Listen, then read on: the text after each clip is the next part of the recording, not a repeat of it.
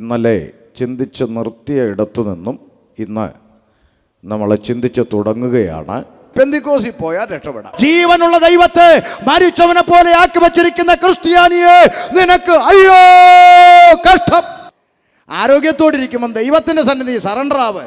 വെറുതെ കണ്ണും കരലും കിഡ്നി അടിച്ചു പോയിട്ട് കർത്താവിനെ അറിയാൻ നിൽക്കാതെ പ്രമാണം കക്ഷത്തിൽ വെച്ചുകൊണ്ട് അവൻ പിന്നെയും പാപം ചെയ്യാൻ തുടങ്ങി. സ്വർഗത്തിലിരുന്നപ്പോൾ തലയ്ക്ക് ചൂടളകി ഭൂമിയിൽ പോയി ചാകാമെന്ന് വിചാരിച്ചൊരു ഹോബിക്ക് വന്നതല്ല. അവനൊരു പിച്ചാത്തി എടുത്തുകൊണ്ട് ഇങ്ങോട്ട് ഇറങ്ങി. മനുഷ്യന്മാരെ ഉപദേശന്മാരെ തല്ലിയാലൊന്നും ഈ പരിപാടി നിൽക്കൂല. ലോകത്തിന്റെ നാനാ ഭാഗങ്ങളിലും ഓരോ മിനിറ്റിലും ഓരോ വ്യക്തി കർത്താവായ യേശുക്രിസ്തുവിനെ സ്വീകരിച്ചു കൊണ്ടിരിക്കുക. കൺപീലിയോട് പറഞ്ഞു പരിധി വിട്ട് വളരരുത്. അച്ഛാ, യേശുവിൻ്റെ പേരെന്നാ? നാളത്തെ പ്രസംഗം കൂടി കേട്ട് തീർന്നിട്ട് വേണം തീരുമാനമെടുക്കാൻ.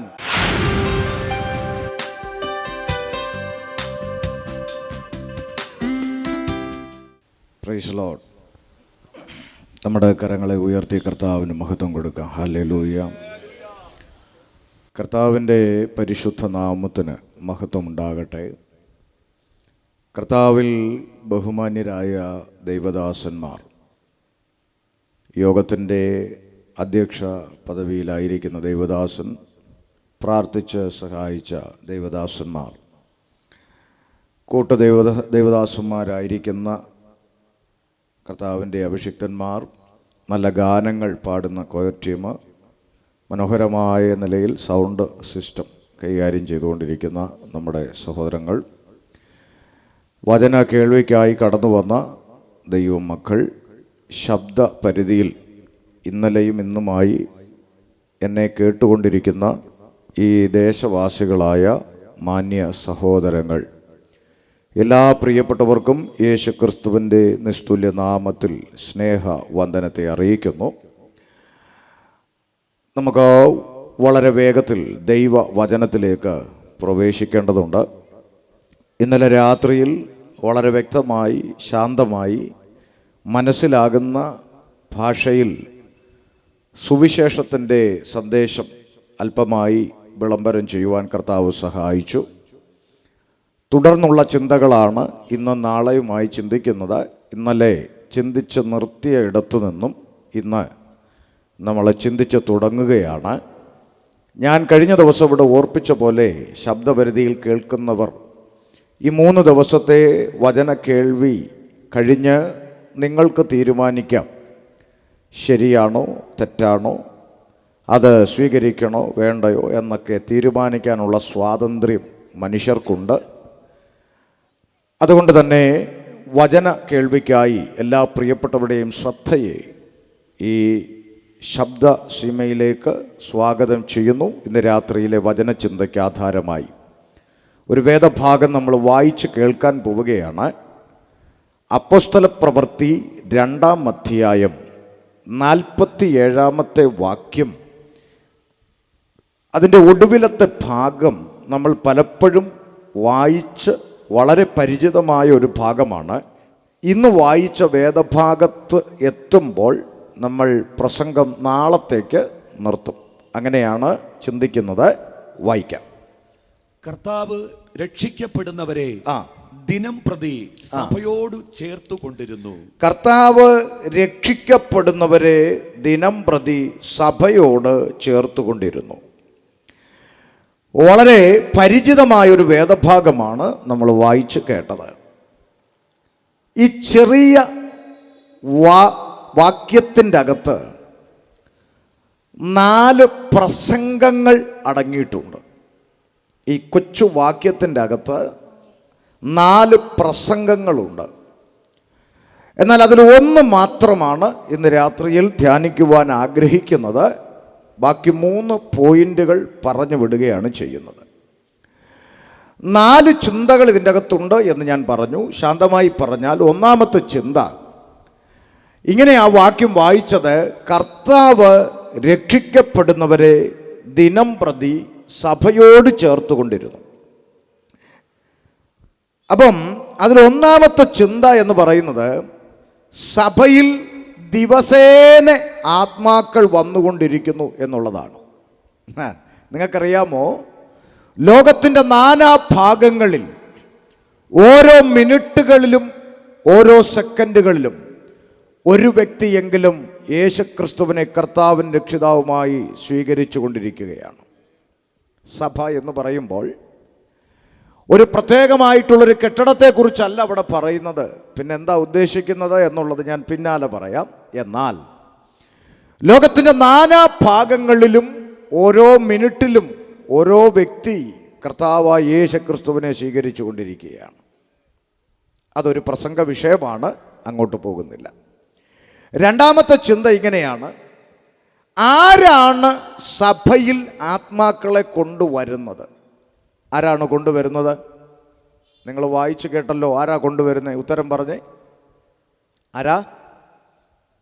കർത്താവ് എന്നാണ് നമ്മൾ വായിച്ചത്. അപ്പൊ സഭയിൽ ആത്മാക്കളെ കൊണ്ടുവരുന്നത് ആരാ? പറഞ്ഞേ, ഉറക്കെ പറഞ്ഞേ. കർത്താവാണ് സഭയിൽ ആത്മാക്കളെ കൊണ്ടുവരുന്നത്. അതുകൊണ്ട് ഉപദേശിയെ തല്ലിയിട്ട് വല്ല കാര്യമുണ്ടോ? മിണ്ടുന്നില്ല. നമ്മുടെ നാട്ടിലെ പല ചേട്ടന്മാരും വിചാരിക്കുന്നത് സഭയിൽ ആളുകളെ കൊണ്ടുവരുന്നത് ഉപദേശിമാരാണെന്നും പറഞ്ഞു ഉപദേശിമാരെ തല്ലാൻ നടക്കും. എടോ മനുഷ്യന്മാരെ, ഉപദേശിമാരെ തല്ലിയാലൊന്നും ഈ പരിപാടി നിൽക്കൂല. ഈ പരിപാടി നിൽക്കണമെങ്കിൽ ഈ ആത്മാക്കളെ കൊണ്ടുവരുന്ന ആക്കിട്ട് കൊടുക്കണം. ആർക്കിട്ടാ? കർത്താവിനിട്ട് കൊടുക്കുക. നിങ്ങൾ കിട്ടുന്നത് മേടിക്കുക. നിങ്ങളായി, നിങ്ങളുടെ പാടായി. അല്ലാതെ ഉപദേശിമാരെ തല്ലിക്കൊണ്ടൊന്നും ഈ പ്രവർത്തനം അവസാനിക്കില്ല. മനസ്സിലായോ? ഈ സുവിശേഷത്തിൻ്റെ പ്രവർത്തനം അവസാനിപ്പിക്കാൻ കാലങ്ങളായി വമ്പൻ രാജാക്കന്മാരൊക്കെ ഒത്തുപിടിച്ചണിനിരന്നിട്ടും ഇന്നും സുവിശേഷം ജൈത്രയാത്ര തുടർന്നുകൊണ്ടിരിക്കുക. അതിൻ്റെ കാരണം സഭയിൽ ആത്മാക്കളെ കൊണ്ടുവരുന്നത് ഒരു മനുഷ്യനല്ല, അത് കർത്താവിൻ്റെ പ്രവൃത്തിയാണ്. അപ്പോൾ രണ്ടാമത്തെ ചിന്ത അവിടെ ഞാൻ വിടുന്നു. മൂന്നാമത്തെ ചിന്ത: ആരെയാണ് കർത്താവ് സഭയിൽ കൊണ്ടുവരുന്നത്? ആരെയാ കൊണ്ടുവരുന്നത്? വായിച്ചല്ലോ, ഉത്തരം പറഞ്ഞേ. രക്ഷിക്കപ്പെടുന്നവരെയാണ് കർത്താവ് സഭയിൽ കൊണ്ടുവരുന്നത്. എന്ന് പറഞ്ഞാൽ അതിൻ്റെ അർത്ഥം കർത്താവിൻ്റെ സഭയിൽ രണ്ട് കൂട്ടം ആളുകൾ വരും. രണ്ട് കൂട്ടം ആളുകൾ വരും. ഒന്ന് ആരാ? പറഞ്ഞേ. രക്ഷിക്കപ്പെട്ടവർ. അവരെ ആരാ കൊണ്ടുവരുന്നത്? കർത്താവ് കൊണ്ടുവരും. രണ്ടാമതൊരു കൂട്ടർ പള്ളിയിൽ വരും. അതാരാന്നറിയാമോ? രക്ഷപ്പെടാൻ വരുന്നവർ. അപ്പോൾ ഒന്ന് രക്ഷിക്കപ്പെട്ടവർ, രണ്ട് രക്ഷപ്പെടാൻ വരുന്നു. മനസ്സിലായില്ലേ? പെന്തിക്കോസിൽ പോയാൽ രക്ഷപ്പെടാം. അങ്ങനെ ചിന്തിക്കുന്ന കുറച്ച് ആളുകൾ നമ്മുടെ നാട്ടിലുണ്ട്. കേരളത്തിലുണ്ട്, തമിഴ്നാട്ടിലുണ്ടോ എന്ന് എനിക്കറിഞ്ഞുകൂടാ. എടാ, നമ്മുടെ മറ്റേ സുമതി പെന്തിക്കോസിൽ പോയി രക്ഷപ്പെട്ടല്ലോ. ആണോ? ഞങ്ങളുടെ കുടുംബത്തിൽ നിന്ന് രമണിയും പോയി രക്ഷപ്പെട്ടു.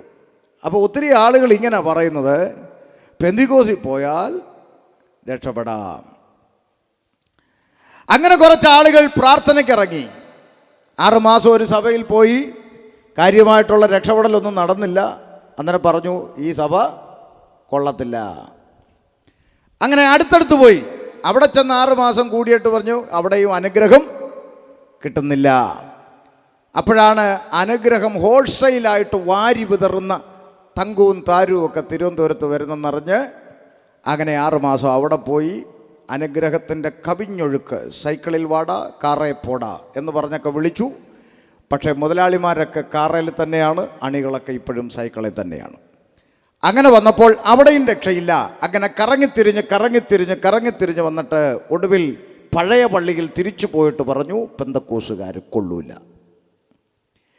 ഇങ്ങനെ പറയുന്ന ആളുകൾ രക്ഷിക്കപ്പെട്ടവരല്ല, അവർ രക്ഷപ്പെടാൻ വന്നവരാണ്. ഒരു കാര്യം ഞാൻ അരമന ദേശത്തോട് വിളിച്ചു പറയാം: രക്ഷപ്പെടാൻ വേണ്ടി ആരും പെന്തക്കോസ്തി വരണമെന്നില്ല. അങ്ങനെ ആരെങ്കിലും തെറ്റിദ്ധരിച്ചിട്ടുണ്ടെങ്കിൽ സോറി. ഇവിടെ ആർക്കും കാറും വീടും ബംഗ്ലാവും വിസയും ടിക്കറ്റും ഒന്നും കൊടുക്കുന്ന മാർഗമല്ല ക്രിസ്തു മാർഗം. അങ്ങനാണെങ്കിൽ ദൈവമില്ലെന്ന് പറയുന്ന നിരീശ്വരവാദികൾ ഇവിടെ നല്ല സെറ്റപ്പ് ജീവിക്കുന്നുണ്ടെന്ന് ആരും മറക്കരുത്. ഇനി സാമ്പത്തിക നന്മ കിട്ടിയത് കൊണ്ട് യേശു എൻ്റെ പ്രാർത്ഥന കേട്ടു, എൻ്റെ കൂടെ ഉണ്ടെന്നൊക്കെ ആരെങ്കിലും ചിന്തിക്കുന്നെങ്കിൽ യേശു അംബാനിയുടെ വീട്ടിൽ സ്ഥിരതാമസക്കാരനാണെന്നും കൂടെ സമ്മതിക്കണം. എന്നെ ആരും മിണ്ടാത്തെ അല്ലേ?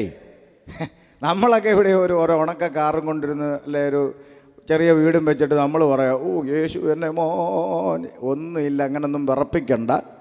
ദൈവമില്ലെന്ന് പറയുന്ന ടീമുകളൊക്കെ ഇവിടെ വിലസി നടക്കുക. അതുകൊണ്ട് എന്തെങ്കിലും ഭൗതികമായ നന്മ കിട്ടിയിട്ടുണ്ടെങ്കിൽ അതൊരു ബോണസായിട്ട് കണ്ടോണം. അതൊന്നും കിട്ടാൻ വേണ്ടി ആരും യേശുക്രിസ്തുവിൻ്റെ പിന്നാലെ വരരുത്. ഇങ്ങനെ പ്രസംഗിക്കുന്ന ഉപദേശമാരുണ്ട്, വരരുതെന്ന്. എങ്ങനെയെങ്കിലും ഒരുത്തം വരാൻ വേണ്ടിയാണ് ഇവിടെ പ്രസംഗിക്കുന്നതെന്ന് പലരുടെയും ചിന്ത. അങ്ങനെ ഒന്നും വരരുത്. ആമേൻ. പല ആളുകളും പറയുന്നത് പെന്തക്കോസിൽ പോകുന്നത് അമേരിക്കൻ പണം കിട്ടാൻ വേണ്ടിയാണെന്ന്. ചില ആളുകൾ അങ്ങനെ പറയുന്നത്. അമേരിക്കൻ പണവേ, എൻ്റെ പൊന്നു പ്രിയപ്പെട്ടവരെ, ഇന്നേക്ക് 21 വർഷങ്ങൾക്ക് മുമ്പ് പാരമ്പര്യ മുസ്ലിം കുടുംബത്തിൽ നിന്ന് ബൈബിളും എടുത്തുകൊണ്ട് യേശുക്രിസ്തു ദൈവമാണെന്ന് വിശ്വസിച്ച് എന്ന് ഇറങ്ങിത്തിരിച്ചോ അന്ന് ഉള്ള കടപ്പാടവും കൂടെ പോയി. മനസ്സിലായോ? ന്യായമായി കിട്ടേണ്ടുന്ന 1 സെൻറ്റ് ഓഹരി പോലും തരത്തില്ലെന്ന് പറഞ്ഞ് ബാപ്പാടെ ഉമ്മാടെയും കുടുംബക്കാരെ ഇറക്കി വിട്ടു 21 വർഷങ്ങൾക്ക് മുമ്പ്. നീ പെന്തക്കോസി തുള്ളാനിറങ്ങിയെങ്കിൽ നീ തെണ്ടിത്തിരിഞ്ഞ് ഞങ്ങളുടെ അടുക്കൽ വരും എന്നവർ പറഞ്ഞപ്പോൾ ഞാൻ പിന്നെ പണ്ടും ഇപ്പോഴും അത്യാവശ്യം മറുപടി പറയുന്ന കൂട്ടത്തിലുള്ള ആളാണ് ഞാൻ. മിണ്ടാതൊന്നും പോവുകയല്ല, പറയേണ്ടടുത്ത് മറുപടി ഞാൻ പറയും. അപ്പോൾ അന്ന് എൻ്റെ വാപ്പയുടെ ആളുകൾ തെണ്ടിത്തിരിഞ്ഞ് ഞങ്ങളുടെ അടുക്ക തിരിച്ചു വരുമെന്ന് പറഞ്ഞപ്പോൾ ഞാനൊരു വാക്ക് മറുപടി പറഞ്ഞിട്ടിറങ്ങി. ഞാൻ തെണ്ടിത്തിരിഞ്ഞ് നിൻ്റെ അടുക്ക വരാൻ ഞാൻ സേവിക്കുന്ന യേശു തെണ്ടിയല്ല എന്ന് പറഞ്ഞുകൊണ്ട് 2002 ഈ പുസ്തകം പിടിച്ചുകൊണ്ട് ഇറങ്ങിത്തിരിച്ചു. 21 വർഷം പിന്നിടുമ്പോൾ തെണ്ടിപ്പോകാൻ ഇന്നുവരെ ഈ ദൈവം അനുവദിച്ചിട്ടില്ല എന്നുള്ളതാണ് അനുഭവം പഠിപ്പിച്ച പാഠം. അല്ലാതെ എന്തെങ്കിലും കിട്ടുമെന്ന് പറഞ്ഞിറങ്ങി തിരിച്ചതല്ല. പോയ വഴി എന്തെങ്കിലും കിട്ടിയിട്ടുണ്ടെങ്കിൽ അത് ബോണസായി വെച്ചോണം. ഇനി നിങ്ങൾക്ക് മനസ്സിലാകുന്ന ഭാഷ വേണമെങ്കിൽ പറയാം. ഈ വാഴ നടുന്നത് എന്തിനാ? പറ. തമിഴ്നാട്ടിലൊന്നും വാഴയില്ലയോ? എന്നാ മിണ്ടാത്തെ? വാഴ നടുന്നത് എന്തിനാ? ഉറക്കപ്പറ. കൊല അല്ലേ? കൊല വെട്ടാനാണ് വാഴ വെക്കുന്നത് അല്ലേ? ആ, അപ്പം തന്നെ ഇല വെട്ടുന്നില്ലേ? കൊച്ചിന് ചോറ് കൊണ്ടുപോകാൻ ഇല വെട്ടുന്നില്ലേ? ഇവിടെ വെട്ടാറില്ലേ? ആ, ഇല വെട്ടും. ഈ അതിനകത്ത് ഈ വാഴക്കൂമ്പെന്ന് പറയും ഞങ്ങൾ കേരളത്തിലെ. തോരൻ വെക്കില്ലേ ഇങ്ങനെ കൂമ്പ്? അതിനിവിടെ എന്തോ പറയും? ആ, വാഴക്കൂമ്പ് തോരൻ വെക്കും അല്ലേ? അതിൻ്റെ അകത്തിരിക്കുന്ന ട്യൂബ് ലൈറ്റ്, വാഴയ്ക്കകത്തൊരു ട്യൂബ് ലൈറ്റ് ഉണ്ടല്ലോ, തോരൻ വെക്കും. വാഴപ്പിണ്ടി എന്നാണ് കേരളത്തിൽ പറയുന്നത്. തടയെന്ന് പറയും അല്ലേ? ആ, അതെ അല്ലേ? ആ, അത് തോരൻ വെക്കാറില്ലേ? ഉണ്ട്. പക്ഷേ ഒരു പ്രശ്നം എന്താണെന്ന് വെച്ചാൽ ഇലയും നല്ലതാ, കൂമ്പും നല്ലതാ, തടയും നല്ലതാ. പക്ഷേ കൊലയാകുന്നതിന് മുമ്പേ വാഴ വെട്ടി പിണ്ടി എടുക്കരുത്. അതാണ് ഞാൻ പറഞ്ഞതിൻ്റെ അർത്ഥം. വല്ലതും മനസ്സിലായോ? ഇല്ല. കൊലയാകുന്നതിന് മുമ്പേ വാഴ വെട്ടി പിണ്ടി എടുത്താൽ ലക്ഷ്യം പോയി, കൊല പോയി. എന്തോ മനസ്സിലായി? നാം വിശ്വാസ ജീവിതത്തിലേക്ക് ഇറങ്ങിത്തിരിച്ചതിൻ്റെ ലക്ഷ്യം നിത്യതയായിരിക്കണം. അപ്പോൾ തന്നെ ഇലയും കൂമ്പും തടയും എന്നതുപോലെ ഭൗതികമായ എന്തെങ്കിലുമൊക്കെ കിട്ടിയാൽ സ്തോത്രം. ഇനി കിട്ടിയില്ലേലോ ഒരു പരാതിയും ഇല്ല. അതിൻ്റെ അപ്പുറത്തൊരു ലക്ഷ്യമുണ്ട്. ആമേൻ. ഇന്നല്ലെങ്കിൽ നാളെ കാഹളം ധ്വനിക്കും, യേശുക്രിസ്തു മടങ്ങി വരും, എനിക്ക് കർത്താവിനോടുകൂടെ മഹത്വം പ്രാപിക്കണം. അതിനുവേണ്ടിയാണ് ഒരു വ്യക്തി യേശുക്രിസ്തുവിലേക്ക് വരേണ്ടത്. അതിനുവേണ്ടി മാത്രമേ വരാൻ പാടുള്ളൂ. അത് ഷമീർ കൊല്ലത്തിൻ്റെ വാക്കല്ല, വേദപുസ്തകത്തിൻ്റെ പ്രഖ്യാപനം. സംശയം ഉള്ളവരുണ്ടെങ്കിൽ ഒരു വാക്യം വായിച്ചു കൊടുക്കാം. ആമേ 2 തെസ്സലോനിക്യ ലേഖനം 2-ാം അധ്യായം 14-ാം വാക്യം ഒന്ന് വായിച്ചു കൊടുത്തേ. ശരിയാണോ എന്നൊന്ന് നോക്കിക്കോട്ടെ. ഇല്ലെങ്കിൽ ഇനി കേരളത്തിൽ നിന്ന് വന്ന ഒരാളെ ഇത്രയൊക്കെ സമ്പാദിക്കാൻ ഓടിയവരുടെ പ്രത്യാശ കെടുത്തി എന്നൊന്നും പറയരുത്. ഒന്ന് വായിച്ചേ. 2 തെസ്സലോനിക്യർ 2-ാം അധ്യായം 14-ാമത്തെ വചനം. നമ്മുടെ കർത്താവായ യേശുക്രിസ്തുവിന്റെ മഹത്വം പ്രാപിപ്പാനല്ലോ അവൻ ഞങ്ങളുടെ സുവിശേഷ ഘോഷണത്താൽ നിങ്ങളെ രക്ഷയ്ക്ക് വിളിച്ചത്. മതി. നിങ്ങളെ ഈ രക്ഷയിലേക്ക് വിളിച്ചത് എന്തിനാന്ന് വളരെ കൃത്യമായി എഴുതിയിട്ടുണ്ട്. എന്തിനാ പറ? നമ്മുടെ കർത്താവായ യേശുക്രിസ്തുവിനോടൊപ്പം മഹത്വം പ്രാപിക്കണം. ഈ ശബ്ദപരിധിയിൽ കേൾക്കുന്ന ഓരോ വ്യക്തിയും നിത്യജീവൻ പ്രാപിക്കണം. അതിനുവേണ്ടിയാണ് ഈ സുവിശേഷ ഘോഷണം ഇവിടെ നടത്തപ്പെടുന്നത്. അതിനുവേണ്ടിയാണ് ഓരോ വ്യക്തികളെയും കർത്താവ് രക്ഷയിലേക്ക് കൊണ്ടുവന്നത്. മനസ്സിലായോ? മനസ്സിലായോ? ഒരു സ്തോത്രം പറഞ്ഞ്. ഇനി ഒരു ചിന്തയും കൂടെ പറയാം, പിണങ്ങരുത്. ഈ രക്ഷയിലേക്ക് വന്ന് കർത്താവിൻ്റെ ഭക്തയായി എനിക്ക് ജീവിക്കണമെന്ന് മനസ്സിൻ്റെ അകത്ത് ഒരാഗ്രഹമുള്ളവർ, ചെയ്യുന്നവരെന്നല്ല ഞാൻ പറഞ്ഞത്, ആഗ്രഹമുള്ളവർ, സഹോദരി എനിക്ക് കർത്താവിൻ്റെ ഭക്തയായിട്ട് ജീവിക്കണം, സഹോദരൻ ഇനി മുമ്പോട്ടുള്ള കാലം എനിക്ക് കർത്താവിൻ്റെ ഭക്തനായിട്ട് ജീവിക്കണം, അങ്ങനെ ഒരു മനസ്സുള്ളവർ, ചെയ്യുന്നവരെന്ന് ഞാൻ പറയുന്നില്ല, നമ്മൾ ശ്രമിക്കുവാണല്ലോ, അങ്ങനെ ഒരു മനസ്സുള്ളവരിൻ്റെ അകത്തുണ്ടെങ്കിൽ കരമുയർത്തി സ്തോത്രം പറഞ്ഞേ കാണട്ടെ. കർത്താവിൻ്റെ ഭക്തനായി ജീവിക്കണമെന്ന് മനസ്സുണ്ടോ? ഇല്ലേ? ആർക്കും ഇല്ലേ? പിന്നെ അതിന് ഇവിടെ വന്നേ? ഉണ്ട്. കര ഉയർത്തി സ്തോത്രം പറ. ചിലർക്ക് പിടി കിട്ടിയില്ല എൻ്റെ ചോദ്യം, ഒന്നുകൂടെ പറയാം. ഇനി മുമ്പോട്ട് ദൈവം ആയുസ് നീട്ടിത്തരുന്നെങ്കിൽ, നാളെ ഒരു ദിവസത്തെ ആയുസ് ദൈവം എന്നെ എഴുന്നേൽപ്പിക്കുന്നെങ്കിൽ, എനിക്ക് എൻ്റെ കർത്താവിൻ്റെ ഭക്തയായി എനിക്ക് ജീവിക്കണം എന്ന മനസ്സിൽ ഒരാഗ്രഹമെങ്കിലും ഉള്ളവർ സ്തോത്രം പറയാനാണ് പറഞ്ഞേ. ഇപ്പം പിടി കിട്ടി. എല്ലാവരും സ്തോത്രം പറഞ്ഞു. ഒരു വാക്യം വായിച്ചു കൊടു പാസ്റ്ററെ. 2 തിമോത്തിയോസ് 3:12 കൈപൊക്കിയവർ മാത്രമേ കേട്ടാൽ മതി, ബാക്കിയുള്ളവർ ഇത് ബാധകമല്ല.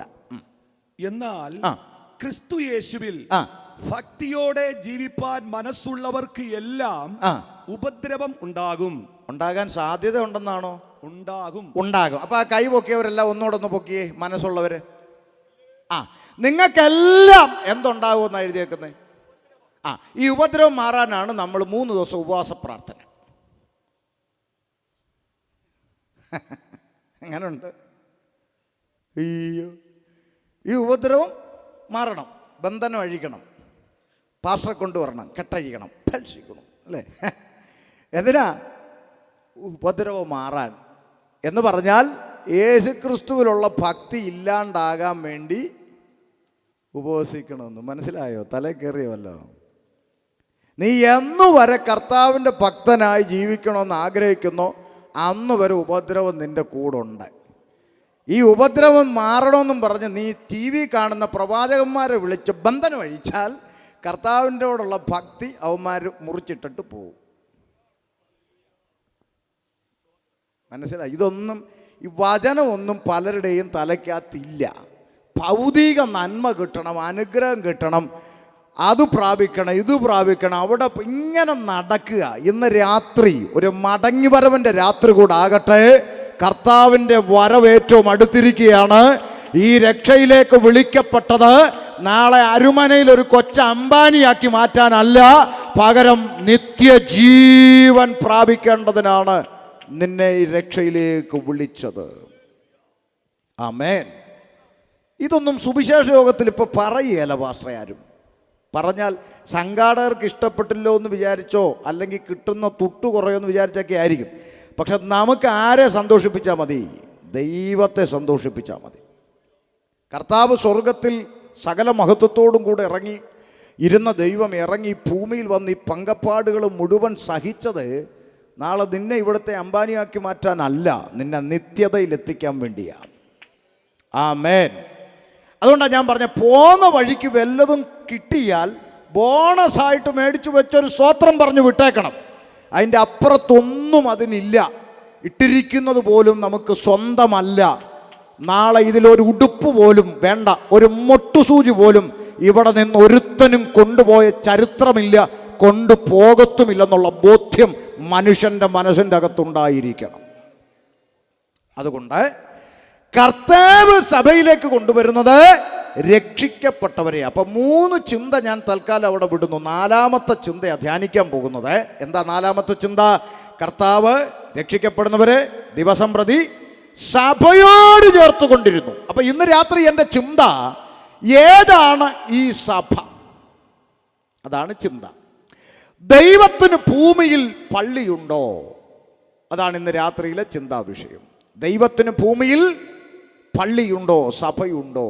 ഉണ്ടെങ്കിൽ ഏതാണ് ആ സഭ എന്നാണ് ഇന്ന് രാത്രി ചിന്തിക്കാൻ പോകുന്നത്. ഇന്നലെ രാത്രി നമ്മൾ ചിന്തിച്ചു വിട്ടു, കർത്താവേ ഞങ്ങൾ ആരുടെ അടുക്കൽ പോകും? അതാണ് ഇന്നലെ രാത്രി ചിന്തിച്ചു. അപ്പം ജനങ്ങൾ ഇന്നും കൺഫ്യൂഷനിലാണ്, എവിടെ പോകും? ഓരോരുത്തരും പറയുന്നത് ഞങ്ങളുടെ പള്ളിയാണ് ശരി എന്നാണ്. കത്തോലിക്കരായ സുഹൃത്തുക്കളോട് ചോദിച്ചാൽ അവർ പറയും ആദ്യ പരമ്പരാഗതമായ പള്ളി ഞങ്ങളുടെയാണ്. മർത്തോമാക്കാരോട് ചോദിച്ചാൽ അവർ പറയും ഞങ്ങളുടെ പള്ളിയാണ് ശരി. CSIക്കാരോട് ചോദിച്ചാൽ അവർ പറയും ഞങ്ങളുടെ പള്ളിയാണ് ശരി. അങ്ങനെ ഓരോരുത്തരോട് ചോദിച്ചാലും അവർ പറയും ഞങ്ങളുടെ പള്ളിയാ ശരി. പെന്തക്കോസുകാരോട് ചോദിച്ചാൽ അവരും പറയും ഞങ്ങളുടെ പള്ളിയാ ശരി. എല്ലാവരെയും പ്രതിക്കൂട്ടി നിർത്താം, ഒരാളെ മാറ്റി നിർത്തേണ്ട കാര്യമില്ല. സകല ആളുകളും അവകാശപ്പെടുന്നത് ഞങ്ങളുടേതാണ് ശരി. പക്ഷെ ഒരു കാര്യം സത്യമാണ് എന്ന് നമുക്കറിയാം, ശരി ഒന്നേ ഉള്ളൂ, അത് ദൈവത്തിൻ്റെ വചനമാണ്. ഹല്ലേലൂയ. അങ്ങനെയാണെങ്കിൽ ഈ വചനപ്രകാരം ദൈവത്തിന് ഭൂമിയിൽ സഭയുണ്ടോ എന്നാണ് ഇന്ന് രാത്രി അടുക്കടുക്കായി ചിന്തിക്കാൻ പോകുന്നത്. ഇന്നലെ നിർത്തിയിടത്തു നിന്ന് തുടങ്ങാൻ പോവുകയാണ്. കരങ്ങൾ ഉയർത്തി കർത്താവിനെ സ്തുതിച്ചാണ്. ഇന്നലെ എവിടെയാണ് നമ്മൾ നിർത്തിയത്? ദൈവം പടച്ചവൻ, സ്രഷ്ടാവ്, ഈശ്വരൻ പ്രപഞ്ചത്തെ നിർമ്മിച്ചിട്ട് മനുഷ്യനെ സൃഷ്ടിച്ചിട്ട് അവനെ ഏദൻ പൂങ്കാവനത്തിലാക്കി വെച്ചിട്ട് ദൈവം അവരുടെ കാര്യങ്ങൾ പരിപാലിച്ചു കൊണ്ടിരുന്ന ഒരു കാലത്തെക്കുറിച്ച് നമ്മൾ ഇന്നലെ ചിന്തിച്ചു. എന്നാൽ ഇരുട്ടിൻ്റെ ആത്മാവായിരിക്കുന്ന സാത്താൻ സൃഷ്ടാവായ ദൈവത്തിൽ നിന്നും സൃഷ്ടിയായ മനുഷ്യനെ അകറ്റിക്കളയുവാൻ രംഗപ്രവേശനം ചെയ്തത് ഇന്നലെ നമ്മൾ ചിന്തിച്ചു. പിശാചെന്ന് പറഞ്ഞാൽ വെള്ള സാരിയും വെള്ള ബ്ലൗസും ഉടുത്ത് ചട്ടി പുകയും പുകച്ച് പാട്ടും പാടി വരുന്ന സീരിയലിൽ കാണുന്നതല്ല എന്ന് നമ്മൾ ഇന്നലെ ചിന്തിച്ചു. മരിച്ചുപോയ ആരുടെയും ആത്മാക്കൾ കിണറ്റിൻ്റെ പുറകിലും മരത്തിൻ്റെ ചുവട്ടിലും വാഴയുടെ ചുവട്ടിലൊന്നും വരത്തില്ല എന്നുള്ളത് നമ്മൾ ചിന്തിച്ചു. ആമേൻ. ഈ ഇരുട്ടിൻ്റെ ആത്മാവ് പിശാച് എന്ന് പറയുന്നവൻ ഒരാത്മാവാണ്, ദുരാത്മാവാണ്, അശുദ്ധാത്മാവാണ് എന്ന് ബൈബിൾ വെളിപ്പെടുത്തുന്നു. അവൻ ദൈവം സൃഷ്ടിച്ച കാട്ടുജന്തുക്കളിൽ പാമ്പെന്ന് പറയുന്ന ഇഴജാതിയെ കരങ്ങളിലെടുത്തു എന്ന് പറഞ്ഞാൽ ഇവന് പ്രവർത്തിക്കാൻ ഒരു ശരീരം വേണം എന്ന് ബൈബിൾ കൃത്യമായി പഠിപ്പിക്കുന്നു. തെളിവ്, ഗദരദേശം എന്ന് പറയുന്ന ദേശത്ത് ഒരു മനുഷ്യൻ്റെ ശരീരത്തിലേക്കാണ് പിശാച് പ്രവേശിച്ചതെങ്കിൽ യേശുക്രിസ്തു അവിടെ വന്ന് ഇവനിൽ നിന്ന് പുറപ്പെട്ടു പോക എന്ന് കൽപ്പിച്ചപ്പോൾ എങ്ങോട്ട് പോയി? പന്നിക്കൂട്ടത്തിലേക്ക് പോയി. അപ്പോൾ മനുഷ്യൻ്റെ ശരീരത്തിൻ്റെ മേലും മൃഗങ്ങളുടെ ശരീരത്തിൻ്റെ മേലും ആക്സസ് ഉള്ളവനാണ് ഈ ഇരുട്ടിൻ്റെ ആത്മാവെന്നത് വചനം വ്യക്തമാക്കുന്നു. മനസ്സിലായെന്ന് വിശ്വസിക്കുന്നു. അങ്ങനെയെങ്കിൽ പാമ്പിലൂടെ തോട്ടത്തിൽ വന്ന ഹൗവ അമ്മച്ചിയോട് കൊച്ചുവർത്താനം പറഞ്ഞു. ദൈവം കഴിക്കരുതെന്ന് പറയുന്ന വൃക്ഷഫലം മനുഷ്യനെ കൊണ്ട് കഴിപ്പിക്കാൻ തക്കവണ്ണം പ്രലോഭിപ്പിച്ചു. മനുഷ്യൻ ഈ പഴം ഭക്ഷിച്ചു. മനുഷ്യൻ്റെ അകത്ത് പാപം പ്രവേശിച്ചു. ഇതാണ് ഇന്നലെ നമ്മൾ ചിന്തിച്ചത്. അപ്പം ഞാൻ പെട്ടെന്ന് ഇന്നലെ സമയത്തിൻ്റെ പരിമിതി കൊണ്ട് നമ്മൾ ഓടിച്ചങ്ങ് പോയി. അപ്പോൾ ഒരു കാര്യം ഇപ്പോൾ ഓർക്കുക, ഞാൻ കേരളത്തിൻ്റെ വടക്കേ അറ്റം മലപ്പുറം ജില്ലയുടെ ഭാഗത്ത് ഇതുപോലെ ഒരു പ്രസംഗം കഴിഞ്ഞു. അപ്പോൾ കുറച്ച് ചേട്ടന്മാർ ചെറുപ്പക്കാരൊക്കെ റോഡിൽ കേട്ടുകൊണ്ട് നിൽക്കുന്നുണ്ട്, നമ്മുടെ സഹോദരന്മാർ നിൽക്കുന്ന പോലെ. അപ്പോൾ ഈ പ്രസംഗം കഴിഞ്ഞിട്ട് ഞാൻ സ്റ്റേജിൽ നിന്ന് ഇറങ്ങി അങ്ങോട്ട് ചെന്നപ്പോൾ ഒരു ചെറുപ്പക്കാരൻ അടുത്തോട്ട് വന്നിട്ട് പറഞ്ഞു, സാറേ പ്രസംഗം കേട്ടു, കൊള്ളാം, സന്തോഷം. എങ്ങനെയൊക്കെ പറഞ്ഞു വന്നിട്ട് പുള്ളി ഉടനെ ഒരു ഡയലോഗ്, എന്നാലും നിങ്ങളുടെ ദൈവം ഒരു സംഭവം തന്നെ. ഞാൻ പറഞ്ഞു മനസ്സിലായില്ല. അപ്പോൾ ഉടനെ ചേട്ടൻ പറയുക, അല്ല പണ്ടെങ്ങാണ്ട് ഒരു ആൻറ്റി ഒരു ആപ്പിൾ തിന്നാനാണോ ഇത്രയും വലിയ വിഷയം ഉണ്ടാക്കിയത്? അപ്പോൾ പുള്ളിക്ക് മനസ്സിലായത് പണ്ടെങ്ങാണ്ട് ഒരു ആൻറ്റി ഒരു ആപ്പിൾ തിന്നേനാണോ ഇത്രയും വലിയ വിഷയം ഉണ്ടാക്കിയത്. ആ അമ്മച്ചി ഒരു ആപ്പിൾ തിന്നു, കെട്ടിയവനോട് സ്നേഹമുള്ളവളായതുകൊണ്ട് ഇച്ചിരി കെട്ടിയവനും കൊടുത്തു. ഇന്നത്തെ പെണ്ണുങ്ങളെങ്ങാണുവാണെ കുരുപോലും തരത്തില്ലായിരുന്നു. പുള്ളി പറയാ കെട്ടിയവനോട് സ്നേഹമുള്ളവളായതുകൊണ്ട് ഇച്ചിരി കെട്ടിയവനും കൊടുത്തു. അതിനിപ്പോൾ ഇത്രയും വലിയ വിഷയം ഉണ്ടാക്കേണ്ട കാര്യം എന്താന്ന് പല ചേട്ടന്മാരുടെ ഉള്ളിൽ ഈ ചിന്തയുണ്ട്. ഒരാപ്പിൾ തിന്നതാണോ പാപം? കേട്ടെ, ആപ്പിളെന്നും ഓറഞ്ചെന്നൊന്നും ഒന്നും ബൈബിളിൽ, ആപ്പിളെന്നോ ഓറഞ്ചെന്നോ മുന്തിരിയെന്നൊന്നും ബൈബിളിൽ ഇല്ല. പിന്നെ പലരും ഇത് ആപ്പിളാക്കി വെച്ചിരിക്കുക, ഇരുന്നോട്ടെ, കുഴപ്പമൊന്നുമില്ല. അതുകൊണ്ടാണല്ലോ പലരുടെയും പോക്കറ്റിൽ പകുതി കടിച്ച ആപ്പിൾ ഇരിക്കുന്നത്. ഏത്? പണ്ട് അമ്മച്ചി കടിച്ച ആപ്പിളേ പകുതി.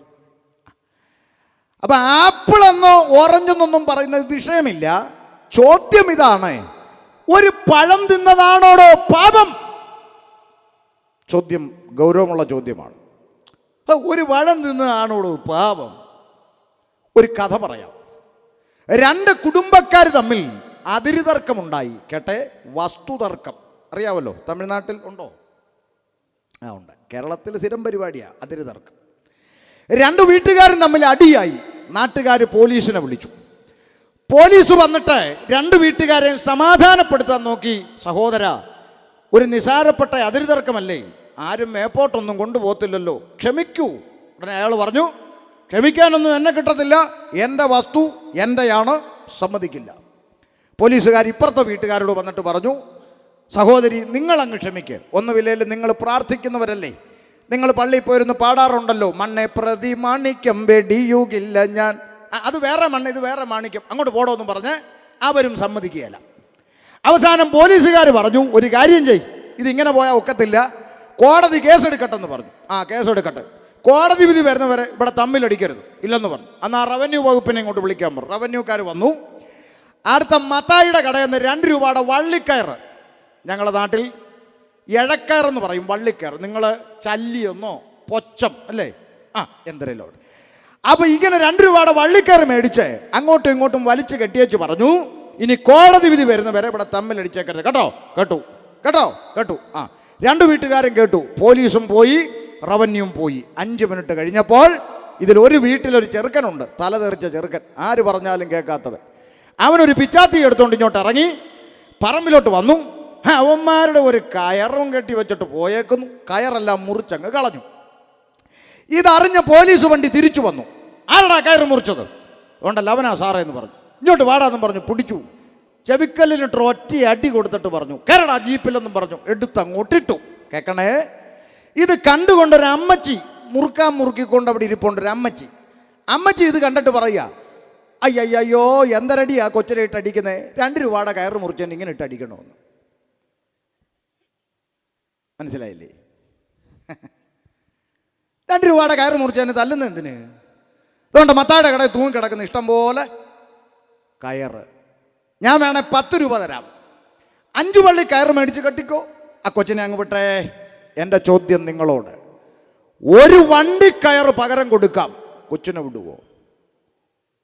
2 രൂപയുടെ കയറ് മുറിച്ചതിനല്ല അടി, നിയമലംഘനം നടന്നിരിക്കുന്നു. നിയമലംഘനം നടന്നിരിക്കുന്നു. കേവലം ഒരു പഴം തിന്നതല്ല കുഞ്ഞെ പാപം. സ്വർഗത്തിലെ സൃഷ്ടാവ് മനുഷ്യന്റെ മുമ്പിൽ വെച്ച നിയമം അവൻ ലംഘിച്ചു. നിയമലംഘനം നടന്നു. കയറ് മുറിച്ചവൻ നിയമ നടപടികളിലൂടെ കടന്നുപോയി ജാമ്യമെടുത്ത് പുറത്തു വരണമെന്ന് ഈ ലോകത്തിൻ്റെ നിയമം പറയുന്നെങ്കിൽ, സ്വർഗത്തിലെ ദൈവത്തിൻ്റെ നിയമം പാപത്തിൻ്റെ ശമ്പളം മരണം, പാപത്തിൻ്റെ ശമ്പളം മരണം. അതുകൊണ്ട് ആമേൻ വേദപുസ്തകം പ്രഖ്യാപിച്ചു, നിയമലംഘനമാകുന്ന പാപം മനുഷ്യൻ ചെയ്തപ്പോൾ ഏകനാൽ പാപവും പാപത്താൽ മരണവും ലോകത്തിൽ പ്രവേശിച്ചു. ആദാമ്യ പാപം നിമിത്തം സർവ മനുഷ്യരും പാപത്തിലകപ്പെട്ടു. എന്താ തെറ്റ്? അപ്പൊ ചോദിക്കും, ആദമും ഹവ്വയും പാപം ചെയ്തു, ശരി, നിങ്ങൾ പറഞ്ഞ പോലെ നിയമലംഘനം സമ്മതിച്ചു, അതിൻ്റെ പേരിൽ ഒരു തെറ്റും ചെയ്യാത്ത ബാക്കിയുള്ള മനുഷ്യരൊക്കെ പാപിയാകുന്നത് എങ്ങനെ എന്ന ചോദ്യത്തിന് ഇന്നലെ രാത്രി ഞാൻ മറുപടി പറഞ്ഞു.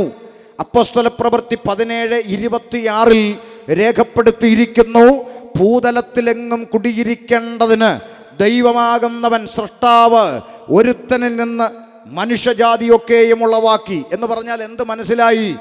ദൈവമെന്ന് പറയുന്ന സൃഷ്ടാവ്, പടച്ചവൻ, ഈശ്വരൻ, ദൈവം, ആമൻ ഏതെങ്കിലും ഒരു പഞ്ചായത്തിൻ്റെ അകത്ത് ഒതുങ്ങിയിരിക്കുന്ന പുള്ളിയല്ല ദൈവം. മനസ്സിലായോ? വേദപുസ്തകം പറയുന്നു, ദൈവം സൃഷ്ടാവ് ഭൂതലത്തിലെങ്ങും നിറഞ്ഞു നിൽക്കുന്നവനാണ്. ഈ മനുഷ്യൻ്റെ തലയ്ക്കകത്ത് ആളുതാമസം ഉണ്ടെങ്കിൽ അവന് മനസ്സിലാക്കണ്ടേ, ചില ആളുകൾ ദൈവമില്ലെന്നാണ് പറയുന്നത്. ദൈവമില്ല. ദൈവമില്ലെന്നാണ് പറയുന്നത്. ദൈവമുണ്ടോ ഇല്ലയോ എന്നറിയാൻ ഡിഗ്രി ഒന്നും പഠിക്കണ്ട. കണ്ണാടിയുടെ മുമ്പിൽ പോയി 2 മിനിറ്റ് നിന്നാൽ മതി. കണ്ണാടിയുടെ മുമ്പിലോ അതെന്നാ?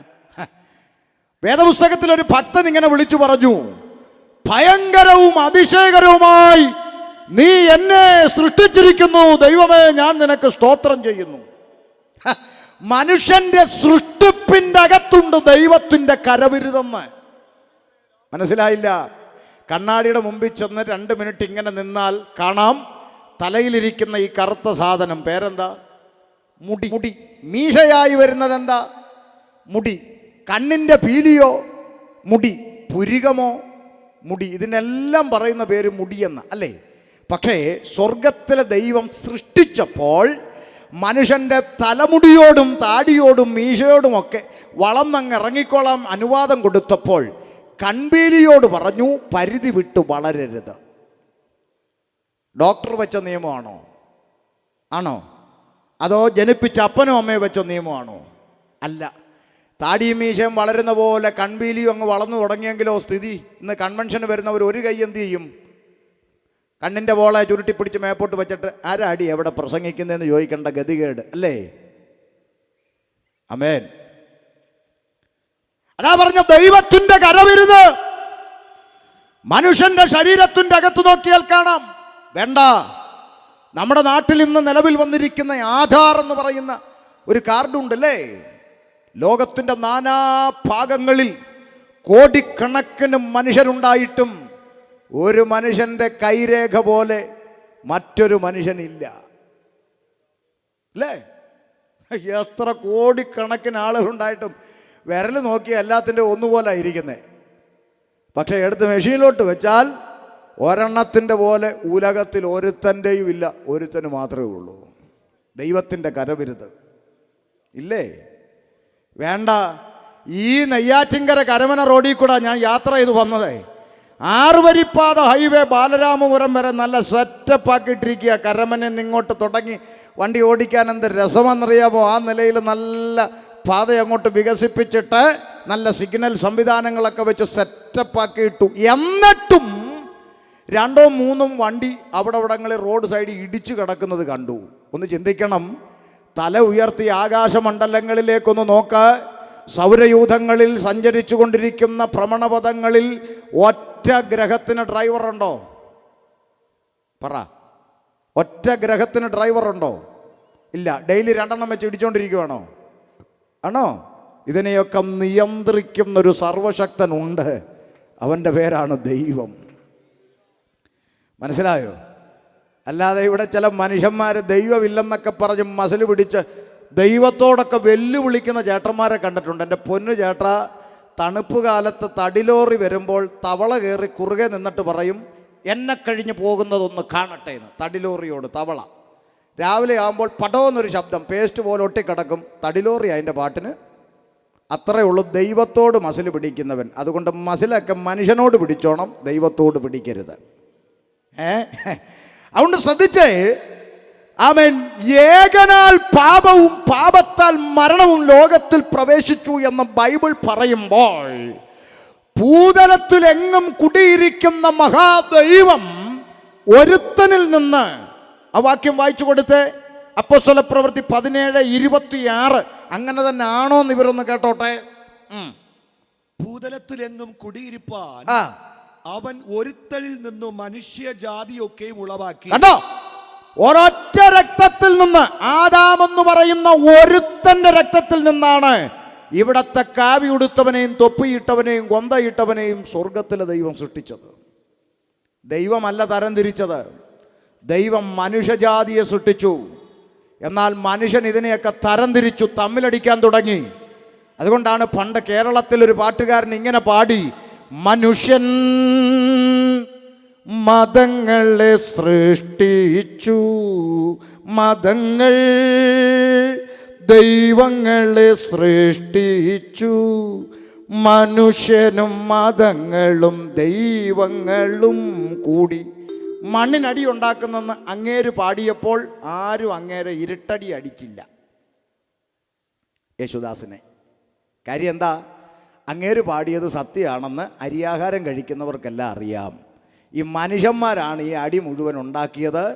ദൈവം തരംതിരിച്ചല്ല സൃഷ്ടിച്ചത്, ദൈവം ആണും പെണ്ണുമായിട്ട് മാത്രമേ സൃഷ്ടിച്ചിട്ടുള്ളൂ. അല്ലാതെ ദൈവത്തിന് വല്ല വ്യത്യാസമുണ്ടോ? പഠിപ്പുള്ളവനോട് ഇഷ്ടം, പഠിപ്പില്ലാത്തവന് ഇഷ്ടമില്ല, കറുത്തവനോട് ഇഷ്ടമില്ല, വെളുത്തവനോട് ഇഷ്ടം, കുറഞ്ഞവനോട് അത്ര ഇഷ്ടം പോരാ, കൂടിയവനോട് ഭയങ്കര ഇഷ്ടം. അങ്ങനെയുള്ള ഒരാളെ ദൈവം എന്നെങ്ങനെ വിളിക്കും? ദൈവമെന്ന് പറഞ്ഞാൽ സകല സൃഷ്ടിയെയും ഒന്നുപോലെ കാണുന്നവനും ഒന്നുപോലെ സ്നേഹിക്കുന്നവനുമായിരിക്കണം ദൈവം. അങ്ങനെയെങ്കിൽ ദൈവം ഇവിടെ ജാതിയും മതവും വേർതിരിച്ചില്ല. ദൈവം ആണും പെണ്ണുമായി സൃഷ്ടിച്ചു, മനുഷ്യരെ സൃഷ്ടിച്ചു. അതുകൊണ്ട് ബൈബിൾ പറയുന്നു, ആദാമ്യ രക്തത്തിൽ നിന്ന്, ഒറ്റ രക്തത്തിൽ നിന്നാ മനുഷ്യൻ. അല്ലേ അല്ലേ? മോനോ കൊച്ചുമോനോ ഭർത്താവോ കെട്ടിയനോ അമ്മായിയമ്മയോ ആരെങ്കിലും വണ്ടി ഇടിച്ച് ആശുപത്രി കിടക്കുമ്പോൾ ഭയങ്കര പാരമ്പര്യം പറയുന്ന ക്രിസ്ത്യാനിയാന്നിരിക്കട്ടെ, രക്തം തരാൻ വരുന്നത് BJP-കാരനാണെങ്കിലും പിണക്കമൊന്നുമില്ല. ഉണ്ടോ? ഇല്ല. ആരുടെ രക്തമായാലും ഒരു പിണക്കമില്ല. വോട്ട് ചോദിച്ചു വരുമ്പോഴേ പിണക്കമുള്ളൂ, രക്തം കൊടുക്കാൻ വരുമ്പോൾ പിണക്കമില്ല. ഒറ്റ രക്തത്തിൽ നിന്ന് മനുഷ്യജാതി ഒക്കെയും സൃഷ്ടിച്ച ഒറ്റ ദൈവം, അതാണ് വിശുദ്ധ ബൈബിളിൻ്റെ പ്രഖ്യാപനം. അതുകൊണ്ടാണ് ഷമീർ അബ്ദുൽ സലാം എന്ന ഞാൻ ഏക സത്യ ദൈവമായ യേശുക്രിസ്തുവിൻ്റെ വിശ്വാസ ജീവിതത്തിലേക്ക് കടന്നു വരാൻ കാരണം. ഇത് മതം പഠിപ്പിക്കുന്ന പുസ്തകമല്ല, മനുഷ്യനെയും ദൈവത്തെയും പഠിപ്പിക്കുന്ന പുസ്തകമാണ്. ആമേൻ. ശ്രദ്ധിക്കുക. ആമേൻ. ഏകനാൽ പാപവും പാപത്താൽ മരണവും ലോകത്തിൽ പ്രവേശിച്ചു. ബൈബിൾ പറയുന്നു, ആദാമ്യ പാപം നിമിത്തം സർവ്വ മനുഷ്യരും പാപത്തിലായി. പാപം ഭൂമിയിൽ പെരുകി തുടങ്ങി. മനുഷ്യൻ ദൈവത്തിൽ നിന്ന് അകന്നു പോയി. മനുഷ്യൻ പാപിയാണെന്ന് പറയുമ്പോൾ ചില ആളുകൾക്കൊക്കെ അങ്ങ് ചിരി വരും. അയ്യോ, ചുമ്മാ ഇവന്മാർക്ക് വേറെ ജോലിയൊന്നുമില്ല. ഈ ഉപദേശിമാരുടെ കയ്യിൽ മൈക്ക് കിട്ടിയാൽ ഉടനെ അവർ പറയുന്നത് മനുഷ്യൻ പാപിയാ പാപിയാ പാപിയാ, ചുമ്മാ ചിരിപ്പിക്കാനായിട്ട് ചുമ്മാ ഉപദേശി ചിരിപ്പിക്കല്ലെന്നൊക്കെ പറയും. മനുഷ്യൻ പാപിയല്ലെന്ന് പറയുന്നവരാരെങ്കിലും, ഞാൻ ഇന്നലെ പറഞ്ഞല്ലോ, അരമനയിൽ എന്നെ കേൾക്കുന്നെങ്കിൽ ഇന്ന് രാത്രി കട അടച്ചു പോകുമ്പോൾ കടയ്ക്ക് പൂട്ടിടാതിരുന്നാൽ മതി. നാളെ രാവിലെ അറിയാം അരമന പാപി ഉണ്ടോ ഇല്ലയോ എന്നല്ലേ. പൂട്ടിട്ടിട്ടും പൂട്ട് പിടിച്ച് ഒന്ന് കുലുക്കി, പിന്നെ ഒന്നുകൂടെ കുലുക്കി, പിന്നെ ഒന്നുകൂടെ കുലുക്കി, എന്നിട്ടും സമാധാനമില്ലാതെ വന്നപ്പം CCTV വെച്ചിട്ടാണ് സമാധാനത്തോടെ ഉറങ്ങിയത്. രാത്രി 10-11 മണി കഴിഞ്ഞാൽ ഇവിടുന്ന് ഒരു പെങ്കൊച്ചിന് ഒറ്റയ്ക്ക് തിരുവനന്തപുരം സിറ്റി വരെ ഒറ്റയ്ക്ക് പോയിട്ട് വരാനും ധൈര്യമില്ലാത്ത കാലം ഇന്ന് എന്തിന് സിറ്റി പോകുന്നത്? സ്വന്തം അപ്പൻ്റെ അടുക്കൽ പെങ്കുഞ്ഞിനെ ഒറ്റയ്ക്ക് നിർത്തിയേച്ച് മാർക്കറ്റ് വരെ പോകാൻ ഇന്ന് അമ്മമാർക്ക് ധൈര്യമില്ലാത്ത കാലത്താണ് ജീവിക്കുന്നതെന്ന് മറക്കരുത്. മനുഷ്യൻ പാവിയല്ല പോലും. പിന്നെ ആരാണവൻ? മനുഷ്യന്റെ അകത്ത് പാപമെന്ന് പറയുന്ന ഇരുട്ട് വിഷം മനുഷ്യന്റെ അകത്ത് കുടിയിരിപ്പുണ്ട്. എത്ര മാന്യതയുടെ മുഖം മൂടി ധരിച്ചു നടന്നാലും ഒരു ദിവസം അകത്തിരിക്കുന്ന വിഷം പുറത്തു വരും. ഒന്നുകിൽ കുടുംബത്തിൽ വരും, അല്ലെങ്കിൽ സമൂഹത്തിൽ വെളിപ്പെട്ടു വരും. കാരണം മനുഷ്യന്റെ അകത്ത് പാപമെന്ന് പറയുന്ന വിത്ത് കിടപ്പുണ്ട്. ചില ആളുകളുടെ ചിന്ത, മനുഷ്യൻ പാപം ചെയ്യുന്നത് കൊണ്ട് അവൻ പാപിയാകുന്നെന്നാണ് മണ്ടന്മാർ വിചാരിച്ചു വെച്ചിരിക്കുന്നത്. അല്ലല്ലല്ല, പാപമെന്ന് പറയുന്ന വിത്ത് അകത്ത് കിടക്കുന്നത് കൊണ്ട് അതിൻ്റെ സ്വഭാവം പ്രകടിപ്പിക്കുന്നു എന്നേ ഉള്ളൂ. എത്ര വേണ്ടെന്ന് വെച്ചാലും വേണ്ട. ഞാനൊരു കാര്യം പറയാം. നിങ്ങളുടെ വീട്ടിലൊരു 3 വയസ്സോ 4 വയസ്സുള്ള കുഞ്ഞുണ്ടെന്നിരിക്കട്ടെ. ആ കുഞ്ഞ് കളിച്ചുകൊണ്ടിരിക്കുന്നു. ആ കുഞ്ഞിൻ്റെ കയ്യിലെ കളിപ്പാട്ടം നിങ്ങൾ ആരെങ്കിലും വന്ന് തട്ടിപ്പറിച്ചെടുത്തിട്ട് പറയാം, ഞാൻ തരത്തില്ല, പോടാ, തരത്തില്ലെന്ന് പറഞ്ഞാൽ ഈ കൊച്ച് ഉടനെ ദേഷ്യപ്പെട്ടു പോടാ പട്ടി എന്നൊക്കെ വിളിക്കും. ഈ കൊച്ചിന് ആരെങ്കിലും ട്യൂഷൻ എടുത്തു കൊടുത്തതാണോ? ട്യൂഷൻ ക്ലാസ്സിൽ പോയി പഠിപ്പിച്ചതാണോ? ഈ കൊച്ചിനോട് ഇങ്ങനെ ദേഷ്യപ്പെടാനും പോടാന്ന് വിളിക്കാനും പട്ടിയെന്ന് പറയാനും ഒക്കെ ഏതെങ്കിലും വീട്ടിൽ മക്കളെ ട്യൂഷൻ എടുത്ത് പഠിപ്പിക്കാറുണ്ടോ? തെറ്റ് പറയണമെന്ന് അങ്ങനെ ആരും പഠിപ്പിക്കാറില്ല. പക്ഷേ വളർന്നു വരുന്നതനുസരിച്ച് ഡിക്ഷണറിയിലില്ലാത്ത ഭാഷ പിള്ളേർ പറയുന്നത് നമ്മൾ കേൾക്കേണ്ടി വരും, കേട്ടോണ്ടിരിക്കുക. പണ്ടുള്ള കാലമല്ല ഇപ്പം, അല്ലേ? ആർക്കും നിയന്ത്രിക്കാൻ കഴിയാത്ത ഒരു തലമുറയാണ് ഇന്ന് നമ്മുടെ മുമ്പിൽ വളർന്നുകൊണ്ടിരിക്കുന്നത്. നമ്മുടെയൊക്കെ ചെറുപ്പകാലത്ത് നമ്മൾ സ്കൂള് കട്ട് ചെയ്ത് ഒരു സിനിമ കാണാൻ പോയത് ഓർത്തു നോക്കേ. നമ്മുടെ ചെറുപ്പകാലം, ബാല്യകാലം ഓർത്തു നോക്കേ. കൂട്ടുകാരെല്ലാം കൂടെ വന്നു, അളിയ ഇന്നൊരു സിനിമയ്ക്ക് പോകാമെന്ന് പറഞ്ഞു. പോകാം. അപ്പം തൊട്ട് നെഞ്ചിടിക്കാൻ തുടങ്ങി. അയ്യോ, ആരെങ്കിലും കാണുമോ? മാമൻ കാണുമോ, മാമി കാണുമോ, കുഞ്ഞമ്മ കാണുമോ, പപ്പയോട് പറഞ്ഞു കൊടുക്കുമോ, അമ്മയോട് പറഞ്ഞു കൊടുക്കുമോ എന്നൊക്കെ നെഞ്ചടിച്ച് ആരും കാണാതെ ഒളിച്ചും പാത്തും ബസ്സേ കയറി കണ്ണും പൊത്തി മുഖമൊക്കെ പൊത്തി നമ്മൾ സിനിമാ തിയേറ്ററിൽ പോയി ഇരുട്ടത്ത് ആരും കാണാത്ത ഒരു കോർണറിൽ പോയിരുന്ന് ഒരു സിനിമ നെഞ്ചിടിപ്പോടെ കണ്ടു തീർത്തൊരു കാലം. ആ കാലം പോയി. ഇന്നത്തെ പിള്ളേർ സ്കൂൾ യൂണിഫോമും സ്കൂൾ ബാഗും തോളിലിട്ട് തിയേറ്ററിന് മുമ്പിൽ ചെന്ന് ഒരു മൊബൈൽ എടുത്ത് അങ്ങോട്ട് പൊക്കി പിടിച്ചിട്ട് പറയാണ്, ഹലോ ഗൈസ്, ഞങ്ങളിതാ തിയേറ്ററിൻ്റെ മുമ്പിലാണ് ഗൈസ് നിൽക്കുന്നത്, ഇവിടെ പടം സൂപ്പറായിട്ട് പോകുന്നുണ്ട്, രജനീകാന്ത് പൊളിച്ചു. അങ്ങനെ പറയുന്നൊരു കാലത്ത് നമ്മൾ എത്തി നിൽക്കുക. തർക്കമുണ്ടോ? ആർക്കും നിയന്ത്രിക്കാൻ കഴിയുന്നില്ല. മാതാപിതാക്കളെ പേടിച്ചു മക്കൾ വളർന്ന കാലം പോയി. ഇന്ന് മക്കളെ പേടിച്ചു മാതാപിതാക്കൾ ഒരു മൂലയിൽ ഒതുങ്ങിയിരുന്നോണമെന്ന് പറയുന്ന കാലഘട്ടത്തിലേക്ക് ചരിത്രം മാറി. ഒരു കൊച്ചു കുഞ്ഞിനോട് പോലും നമുക്ക് ചോദ്യം ചെയ്യാൻ കഴിയില്ല. വഴിയിൽ പിടിച്ചു നിർത്തി എവിടെ പോന്നടാന്ന് ചോദിച്ചാൽ അവൻ്റെ വായൊന്ന് കേൾക്കുന്ന ഡിക്ഷണറിയിൽ ഇല്ലാത്ത ഭാഷയായിരിക്കും. മനസ്സിലാകുന്നുണ്ടോ? അങ്ങനൊരു കാലഘട്ടത്തിലേക്ക് മനുഷ്യൻ എത്തി നിൽക്കുക. എന്നിട്ടും മനുഷ്യൻ പാവിയാണെന്ന് പറയുമ്പോൾ ചുമ്മാ ചിരിക്കുന്നവൻ്റെ ഒന്നും തലയിൽ ആളുതാമസമില്ലെന്ന്.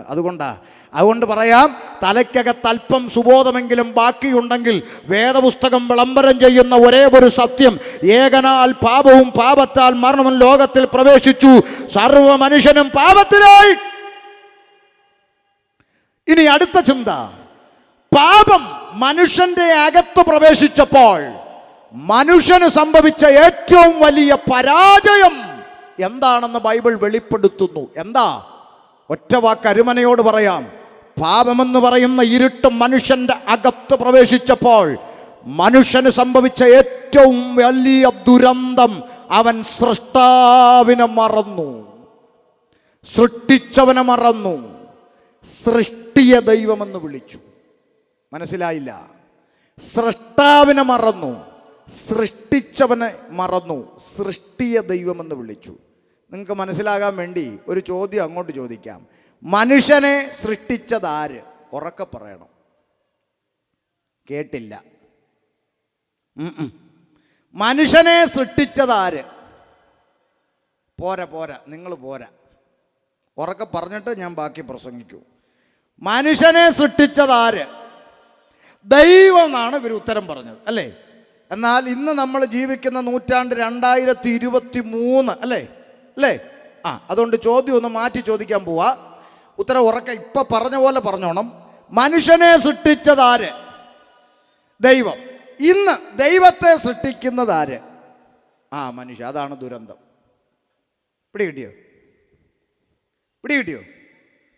ഈ മൂക്കി ശ്വാസമുള്ള പേട്ട് മനുഷ്യൻ മേപ്പോട്ട് വലിക്കുന്ന ശ്വാസം കീപ്പോട്ട് വിടാൻ കഴിയാതെ പോയാൽ വാഴപ്പിണ്ടി പോലെ കിടക്കുന്ന ഈ പേട്ട് മനുഷ്യനാണ് പ്രപഞ്ചത്തെ നിർമ്മിച്ച സൃഷ്ടാവിനെ ഉണ്ടാക്കുന്നത്. മനസ്സിലായോ? പിടികിട്ടിയോ? മനുഷ്യനുണ്ടാക്കി തരും ദൈവത്തെ. ബ്ലാക്ക് ആൻഡ് വൈറ്റ് വേണോ, കളർ വേണോ, ഇരിക്കുന്ന വേണോ, നടക്കുന്ന വേണോ, കിടക്കുന്ന വേണോ, ലിപ്സ്റ്റിക് ഉള്ള വേണോ, ലിപ്സ്റ്റിക് ഇടാത്ത? ആരുണ്ടാക്കി തരും? ഈ പേട്ട് മനുഷ്യൻ. എന്നിട്ട് ഇവനൊരു അസുഖം വന്ന് ഇവൻ മെഡിക്കൽ കോളേജ് ചെല്ലുമ്പോൾ MBBS ഡിഗ്രിയും പഠിച്ച ഡോക്ടർ ഇവനെ നോക്കിയിട്ട് പറയും, ഞങ്ങളെ കൊണ്ടാവുന്നത് ഞങ്ങൾ ചെയ്തു, ഇനി നിങ്ങൾ ഈശ്വരനോട് പ്രാർത്ഥിക്കാൻ പറയും. നോക്കെ, ദൈവത്തെ ഉണ്ടാക്കിയവൻ കട്ടിലേക്ക് കിടക്കുക. ഇത് മനസ്സിലാക്കാനുള്ള മിനിമം ബോധം മനുഷ്യന്, ഡിഗ്രി ഒന്നും വേണ്ടടോ മനുഷ്യ, തലയ്ക്കകത്ത് ബോധം ഉണ്ടെങ്കിൽ മനസ്സിലാകും. മനുഷ്യൻ സൃഷ്ടാവിനെ മറന്നു, സൃഷ്ടിയെ ദൈവമെന്ന് വിളിച്ചു. ഇനിയും നിങ്ങൾക്ക് മനസ്സിലാകേണ്ടത് ഞാനൊരു ഉദാഹരണം പറയാം. തമിഴ്നാട്ടിലെ അല്ല, കേരളത്തിലെ ഉദാഹരണമാണ്, ആരും തെറ്റിദ്ധരിക്കരുത്. കേരളത്തിൽ 2018 ഒരു സംഭവം ഉണ്ടായി. എന്താ? പറ. 2018 നിങ്ങളാരും കേട്ടില്ലേ? കേരളത്തിൽ ഒരു വലിയ സംഭവം ഉണ്ടായി. എന്താ? ജലപ്രളയം, വെള്ളപ്പൊക്കം ഉണ്ടായി, അല്ലേ? ഇപ്പം കേരളത്തിലെ കാര്യം പറയാൻ പോവാം.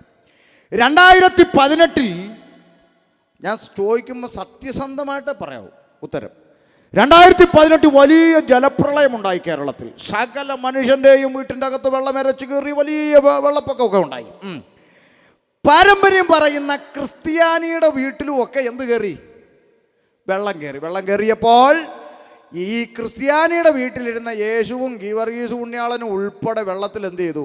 ഒഴുകി പോയി. കേരളത്തിലാന്നേ ഒഴുകിപ്പോയി. ഒഴുകിപ്പോയപ്പോൾ ഈ ചാക്കോച്ചായൻ ഇത് കണ്ട് ചാടി വെളിയിലോട്ട് ഇറങ്ങിയപ്പോൾ യേശു ഒരു സൈഡിൽ ഒഴുകി പോകുന്നു, വർഗീസ് ഒരു സൈഡിൽ ഒഴുകിപ്പോ ഇങ്ങനെ പോയി. ഇതെല്ലാം കണ്ടപ്പോൾ ചാക്കോച്ചൻ ആകാശത്തോട്ട് നോക്കിയപ്പോൾ ഹെലികോപ്റ്റർ ഇങ്ങനെ രക്ഷിക്കാനായിട്ട് പാഞ്ഞു വരുന്നുണ്ട്.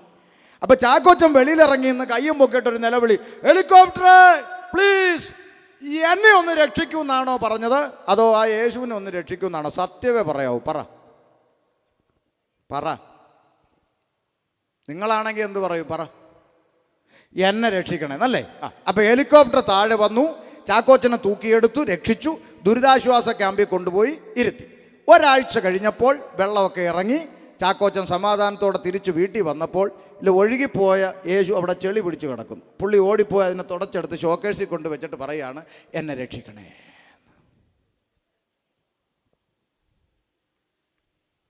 എന്നിട്ടും നിനക്ക് തലേ കയറിയില്ലെങ്കിൽ നിന്നെ എന്ത് പറയാനാ?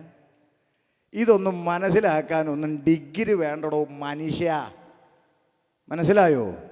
ആമേൻ. സൃഷ്ടാവായ ദൈവം ആരെന്ന് തിരിച്ചറിയാതെ മനുഷ്യൻ സൃഷ്ടാവിനെ മറന്നുപോയി. മനുഷ്യൻ സൃഷ്ടിയ ദൈവമെന്ന് വിളിച്ചു. അതാണ് പാപം അകത്ത് കയറിയപ്പോൾ സംഭവിച്ച മഹാദുരന്തം. മനുഷ്യൻ തന്നെ നിർമ്മിച്ച ഈശ്വരനെ മറന്നു, സൃഷ്ടിച്ചവനെ മറന്നു, സൃഷ്ടാവിനെ മറന്നു. വേദപുസ്തകം അതുകൊണ്ട് ഇങ്ങനെ വിളിച്ചു പറഞ്ഞു. വായിച്ചേ, റോമാലേഖനം 1-ാം അധ്യായം 21, 22, 23 വാക്യങ്ങളിൽ ഇങ്ങനെ എഴുതിയിരിക്കുന്നു. ഒന്ന് വായിച്ചു കേട്ടെ. റോമർ 1, 21, 22, 23. അവർ ദൈവത്തെ അറിഞ്ഞിട്ടും, മനുഷ്യൻ ദൈവത്തെ അറിഞ്ഞിട്ടും അവനെ ദൈവമെന്ന് ഓർത്തു മഹത്വീകരിക്കുകയോ നന്ദി കാണിക്കുകയോ ചെയ്യാതെ തങ്ങളുടെ നിരൂപണങ്ങളിൽ വ്യർത്ഥരായി തീർന്നു. ദൈവത്തെ മനുഷ്യൻ അറിഞ്ഞിട്ടും, സൃഷ്ടിച്ചൊരു ദൈവമുണ്ടെന്ന് അറിഞ്ഞിട്ടും, സകലത്തെ ഉണ്ടാക്കിയ ഒരു ഈശ്വരനുണ്ട്, പടച്ചവനുണ്ട്, സൃഷ്ടാവുണ്ട് എന്നറിഞ്ഞിട്ടും ആ സൃഷ്ടാവിന് മഹത്വം കൊടുക്കാതെ മനുഷ്യൻ വ്യർത്ഥമായത് ചെയ്യാൻ തുടങ്ങിയെന്നാണ് വായിച്ചത്. എന്താണ് മനുഷ്യൻ ചെയ്തത്? അടുത്ത വാക്ക്, അവരുടെ വിവേകമില്ലാത്ത ഹൃദയം ഇരുണ്ടുപോയി. പാപമെന്ന് പറയുന്ന ഇരുട്ട് മനുഷ്യന്റെ അകത്ത് പ്രവേശിച്ചപ്പോൾ മനുഷ്യൻ ഇരുട്ടിലായിപ്പോയി. എന്നിട്ട് എന്ത് ചെയ്തു? ജ്ഞാനികളെന്ന് പറഞ്ഞുകൊണ്ട് അവർ മൂഢരായി പോയി. കണ്ടോ, മനുഷ്യന്റെ അകത്ത് പാപമെന്ന് പറയുന്ന ഇരുട്ട് കയറിയപ്പോൾ മനുഷ്യന്റെ അകത്തൊരു ചിന്ത വന്നു, എനിക്കെല്ലാം അറിയാം, എന്നെ ആരും പഠിപ്പിക്കണ്ട. ഇന്നും മനുഷ്യന്റെ അകത്ത് ഈ ചിന്തയുണ്ട്. ജ്ഞാനികളെന്ന് പറഞ്ഞുകൊണ്ട് മൂഢരായിപ്പോയി എന്ന് പറഞ്ഞാൽ എല്ലാം അറിയാമെന്നും പറഞ്ഞിരിക്കും, ഒന്നും അറിഞ്ഞുകൂടാ. പണ്ടേ ഞാൻ തിരുവനന്തപുരത്തിൻ്റെ തെക്കേ അറ്റത്ത പാലോട് അങ്ങനെ ഒരു സ്ഥലമുണ്ടല്ലോ, ഞാൻ കുറച്ച് വർഷങ്ങൾക്ക് മുമ്പ് അവിടെ കൺവെൻഷൻ പ്രസംഗിക്കാൻ വന്നപ്പോൾ സംഘാടകർ എന്നോട് പറഞ്ഞു, പാസ്റ്ററേ, ഞങ്ങളുടെ ഒരു ബന്ധു അപ്പുറത്ത് താമസമുണ്ട്, അദ്ദേഹത്തോടൊന്ന് സുവിശേഷം പറയാൻ വരാമോ? ഞാൻ പറഞ്ഞു വരാം. അങ്ങനെ അപ്പുറത്തെ ബന്ധുവിൻ്റെ വീട്ടിൽ ചെന്നു. അച്ചായൻ ഇങ്ങനെ ചാരുകസേര കിടക്കണു. അച്ചായനോട് ഞാൻ പരിചയപ്പെട്ടു. സുവിശേഷമൊക്കെ പറയാൻ തുടങ്ങിയപ്പോൾ ഈ അച്ചായൻ എന്നോട് ചോദിച്ചു, നിൽക്ക് മോനെ, എത്ര വർഷമായി ഇങ്ങോട്ട് വന്നിട്ട്? അപ്പം ഞാൻ അന്ന് 8-10 വർഷമേ ആയുള്ളൂ, ഇപ്പം 21 വർഷമാകുന്നു. അന്ന് 8-10 വർഷം ആയിട്ടുള്ളൂ വിശ്വാസത്തിൽ വന്നിട്ട്. അപ്പം ഞാൻ പറഞ്ഞു, അച്ഛാ 8-9 വർഷമേ ആയുള്ളൂ ഇങ്ങോട്ട് വന്നിട്ട്. അത്രയല്ലേ ഉള്ളൂ? എനിക്ക് വയസ്സ് 54 അറിയാമോ? ഞാൻ പറഞ്ഞു, മനസ്സിലായില്ല. 54 വർഷമായിട്ട് ക്രിസ്ത്യാനിയായി ജീവിക്കുന്ന എൻ്റെ അടുത്താണോ ഇന്നലെ വന്ന മോൻ യേശുവിനെ കുറിച്ച് പറയാൻ? അപ്പം ചില ആളുകളുടെ ചിന്ത ഇതാ, ഞങ്ങൾ എത്രയോ വർഷങ്ങളായിട്ട് ക്രിസ്ത്യാനിയാണെന്ന് ചിന്തിച്ചിരിക്കുക നമ്മുടെ നാട്ടിൽ പല ആളുകൾ. അപ്പം ഞാൻ ഈ പുള്ളിയോട് പറഞ്ഞു, നാട്ടെ അച്ഛാ, ദൈവം അനുഗ്രഹിക്കട്ടെ. ശരി, എന്നാൽ പിന്നെ ഞാനൊരു വാക്ക് പ്രാർത്ഥിച്ചങ്ങ് പ്രാർത്ഥിച്ചോ, അതിനിപ്പോൾ എന്നാ കുഴപ്പം, നല്ല കാര്യമല്ലയോ? അങ്ങനെ പ്രാർത്ഥിക്കാൻ എഴുന്നേറ്റ് നിന്നപ്പോൾ ചുമ്മാ എൻ്റെ മനസ്സിലോട്ട് ഓടി വന്നൊരു ചിന്ത. ഞാൻ പെട്ടെന്ന് പുള്ളിയോട് ചോദിച്ചു, അച്ഛാ ഒരു സംശയം ചോദിച്ചോട്ടത്. എന്നാന്ന് ചോദിച്ചു, ഈ യേശുവിൻ്റെ പേരെന്നാന്ന് ചോദിച്ചു. സൺഡേ ക്ലാസ്സിലെ പിള്ളേരോട് ചോദിച്ചാൽ അവർ പറയുന്ന കാര്യമാണെന്നൊക്കെ എനിക്കറിയാം. എന്നാലും ഞാൻ ചോദിച്ചു, അച്ഛാ യേശുവിൻ്റെ പേരെന്നാ? ഉടനെ പുള്ളി അവിടെ നിന്നുകൊണ്ട് അങ്ങോട്ടും ഇങ്ങോട്ടും ഒക്കെ നോക്കി. എന്നിട്ട് എൻ്റെ അടുത്ത് പറയുക, യേശുവിൻ്റെ പേര് യേശു, ഇപ്പോൾ വേറെ എന്തൊരു പേരിരിക്കണം യേശുവിനെന്ന്. ഓ, പുള്ളി വളരെ സിമ്പിളായി പറയാ, യാശുവിൻ്റെ പേര് യാശു. ഇപ്പൊ വേറെന്തൊരു പേരിരിക്കണം യേശുവിന്? 54 വർഷമായിട്ട് ക്രിസ്ത്യാനിയാ, എനിക്കെല്ലാം അറിയാം. പക്ഷേ സൺഡേ ക്ലാസ്സിലെ കുഞ്ഞിനോട് ചോദിക്കുന്നൊരു കാര്യം ചോദിച്ചപ്പോൾ പറയാ, യാശുവിൻ്റെ പേര്. ചിലർ ഇതിൻ്റെ അകത്തും കണ്ണും തള്ളിയിരിക്കുക, യേശുവിന് വേറെ പേരുണ്ടോന്ന്. ദൈവം നമ്മോടുകൂടെ എന്നർത്ഥമുള്ള ഇമ്മാനുവേൽ എന്ന പേര് വിളിക്കപ്പെടും. അവൻ അത്ഭുത മന്ത്രി, വീരനാം ദൈവം, സമാധാനത്തിൻ്റെ പ്രഭു, നിത്യപിതാവ് എന്ന് യേശുവിനെ കുറിച്ച് എഴുതിയിരിക്കുന്നു. ഇമ്മാനുവേൽ എന്ന പേര് വിളിക്കപ്പെടും. സൺഡേ ക്ലാസ്സിലെ കുഞ്ഞിനോട് ചോദിച്ചാൽ പറയുന്ന കാര്യം, 54 വർഷമായ ക്രിസ്ത്യാനിക്ക് അറിയത്തില്ല, പക്ഷെ മസിലുപിടുത്തത്തിനൊരു കുറവുമില്ല, എനിക്കെല്ലാം അറിയാം, എന്നെ ആരും പഠിപ്പിക്കണ്ട. ഇതാ ഇവിടെ പൗലോസ് എഴുതി വെച്ചത്, ജ്ഞാനികളെന്ന് പറഞ്ഞുകൊണ്ട് അവർ മൂഢരായി പോയി. എന്നിട്ട് എന്ത് ചെയ്തു? വായിച്ചേ. അക്ഷയനായ ദൈവത്തിന്റെ തേജസ്സിനെ അവർ ക്ഷയമുള്ള മനുഷ്യൻ, പക്ഷി, നാൽക്കാലി, ഇഴജാതി എന്നിവയുടെ രൂപ സാദൃശ്യമായി മാറ്റിക്കളഞ്ഞു. കണ്ടോ, ഇത് ഞങ്ങൾ പെന്തിക്കോസുകാരും എഴുതി വെച്ചതല്ല. സ്വർഗത്തിലെ ദൈവം പരിശുദ്ധാത്മ നിയോഗത്താൽ വെളിപ്പെടുത്തി കൊടുത്ത തിരുവചനത്തിൽ അപ്പോസ്തലനായ പൗലോസ്ലീഹ റോമാലേഖനം 1-ാം അധ്യായത്തിൽ രേഖപ്പെടുത്തിയിരിക്കുകയാണ്. മനുഷ്യൻ സൃഷ്ടാവിനെ അറിഞ്ഞിട്ടും ആ സൃഷ്ടാവിന് കൊടുക്കേണ്ട മഹത്വം, അക്ഷയനായ ദൈവത്തിന് കൊടുക്കേണ്ട മഹത്വം ദൈവത്തിന് കൊടുക്കാതെ ആർക്കൊക്കെ കൊടുത്തു? ക്ഷയമുള്ള മനുഷ്യൻ, പക്ഷി, നാൽക്കാലി, ഇടജാതി എന്നിവിടെ രൂപസാദൃശ്യമാക്കി മാറ്റിക്കളഞ്ഞു. മനുഷ്യന് ദൈവത്തിന് കൊടുക്കേണ്ട മഹത്വം മനുഷ്യൻ ആർക്ക് കൊടുത്തു? മനുഷ്യന് കൊടുത്തു. അപ്പോൾ ഇവിടെ ആരുണ്ടായി? ആൾ ദൈവങ്ങളുണ്ടായി. മനസ്സിലാകുന്നുണ്ടോ?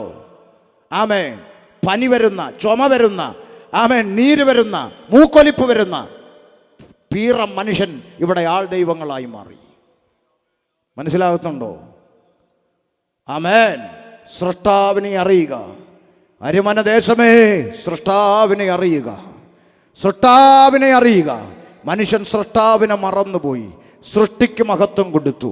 മനുഷ്യന് മഹത്വം കൊടുത്തു. അടുത്തത് ക്ഷയമുള്ള മനുഷ്യൻ, പിന്നെ പക്ഷി, പിന്നെ നാൽക്കാലി, പിന്നെ ഇഴജാതി. കണ്ടോ, മനുഷ്യന് മഹത്വം കൊടുത്തു, നാൽക്കാലിക്ക് മഹത്വം കൊടുത്തു, പക്ഷിക്ക് മഹത്വം കൊടുത്തു, ഇഴജാതിക്ക് മഹത്വം കൊടുത്തു. ഞങ്ങളുടെ നാട്ടിൽ കേരളത്തിൽ പാരമ്പര്യം പറയുന്ന ക്രിസ്ത്യാനി ഇതിനെ 4നെയും കൂടെ ഒന്നിച്ച് ഒരു കൂട്ടിലാക്കി ജംഗ്ഷനിൽ വെച്ച് മഹത്വം കൊടുക്കുന്നു.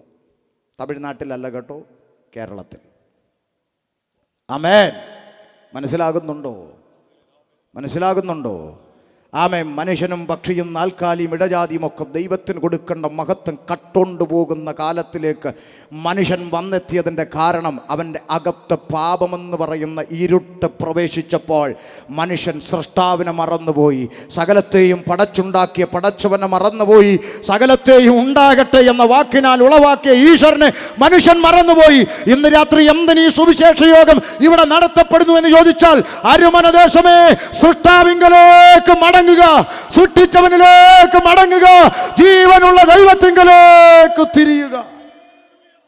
ആമേൻ. ഹല്ലേലൂയ. മനുഷ്യൻ സൃഷ്ടാവിനെ മറന്നുപോയി, സൃഷ്ടിയ ദൈവമെന്ന് വിളിച്ചു. കാരണം പാപമെന്ന് പറയുന്ന ഇരുട്ട് മനുഷ്യന്റെ അകത്ത് പ്രവേശിച്ചു.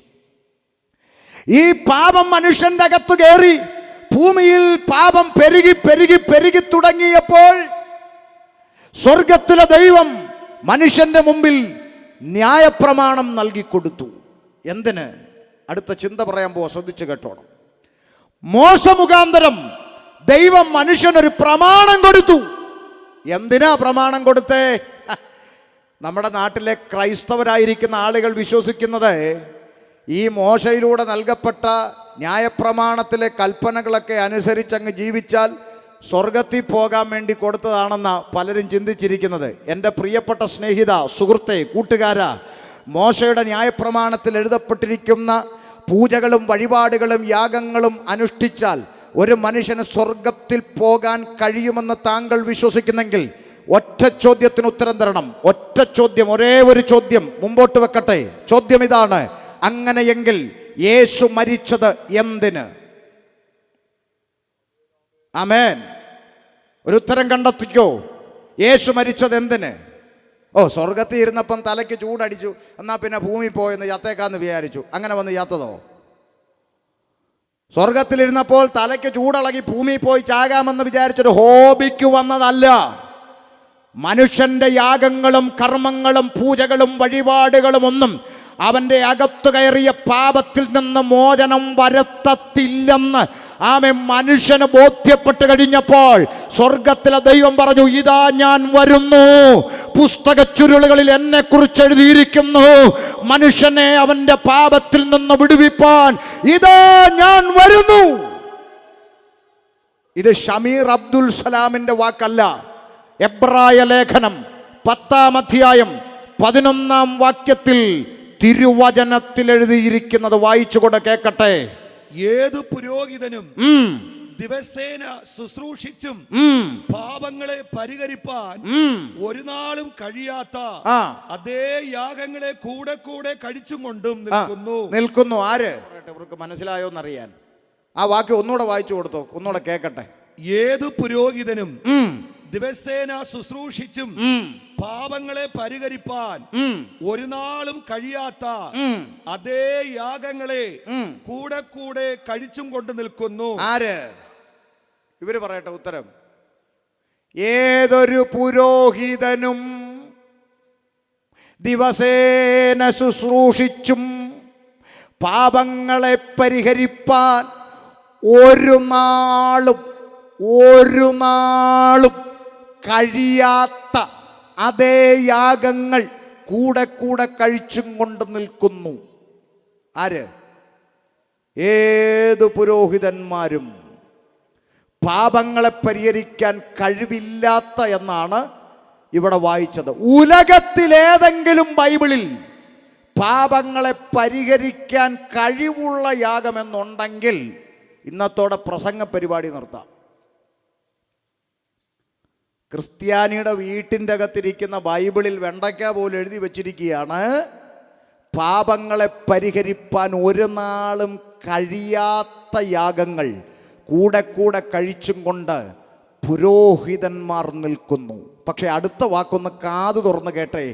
യേശുവോ, എന്നാൽ യേശുവോ പാപങ്ങൾക്ക് വേണ്ടി ഏകയാഗം കഴിച്ചിട്ട് എന്നേക്കും ദൈവത്തിന്റെ വലത്തുഭാഗത്തിരുന്നു കൊണ്ട് തന്റെ ശത്രുക്കൾ തന്റെ പാദപീഠമാകുവോളം കാത്തിരിക്കുന്നു. കരങ്ങൾ ഉയർത്തി കർത്താവിനെ സ്തുതിച്ചാൽ ഈ യാഥാർത്ഥ്യമല്ലേ മനുഷ്യൻ മനസ്സിലാക്കേണ്ടത്? യേശുവാണ് പാപങ്ങൾക്ക് വേണ്ടി ഏകയാഗം കഴിച്ചത്. മനുഷ്യന്റെ ഒരു പ്രമാണങ്ങൾക്കും യാഗങ്ങൾക്കും പൂജകൾക്കും വഴിപാടുകൾക്കും മനുഷ്യന്റെ അകത്ത് കയറിയ പാപത്തിൽ നിന്ന് അവന് മോക്ഷം കൊടുത്തില്ലാത്തത് കൊണ്ടാണ് യേശു വരേണ്ടി വന്നത്. അപ്പോൾ ഒരു ചോദ്യം നിങ്ങൾക്ക് ചോദിക്കാം, പിന്നെ എന്തിനാണ് ദൈവം മനുഷ്യന് പ്രമാണം കൊടുത്തേ? അതൊരു ചോദ്യമല്ലേ? അതെ, അതിന് രണ്ടുത്തരമുണ്ട്. ഒന്ന്, തെറ്റെന്ത് ശരിയെന്ത് എന്ന് മനുഷ്യൻ തിരിച്ചറിയണമെങ്കിൽ ഇവിടെ എന്തു വേണം? നിയമം വേണം. വേണോ? വേണ്ടേ? നിങ്ങൾ ഇവിടുന്ന് യോഗം കഴിഞ്ഞ് അങ്ങോട്ട് ഇറങ്ങുമ്പോൾ കാറിൽ വന്നവർ കാർ സ്റ്റാർട്ട് ചെയ്തിട്ട് മുമ്പോട്ടെടുക്കുന്നതിന് മുമ്പ് എന്ത് ചെയ്യും? പറ. സീറ്റ് ബെൽറ്റ് ഇടും അല്ലേ? എന്തിനാ ഇടുന്നേ? ഇല്ലെങ്കിൽ വഴിയിൽ മാമന്മാർ പിടിച്ച് പെറ്റി അടയ്ക്കും അല്ലേ?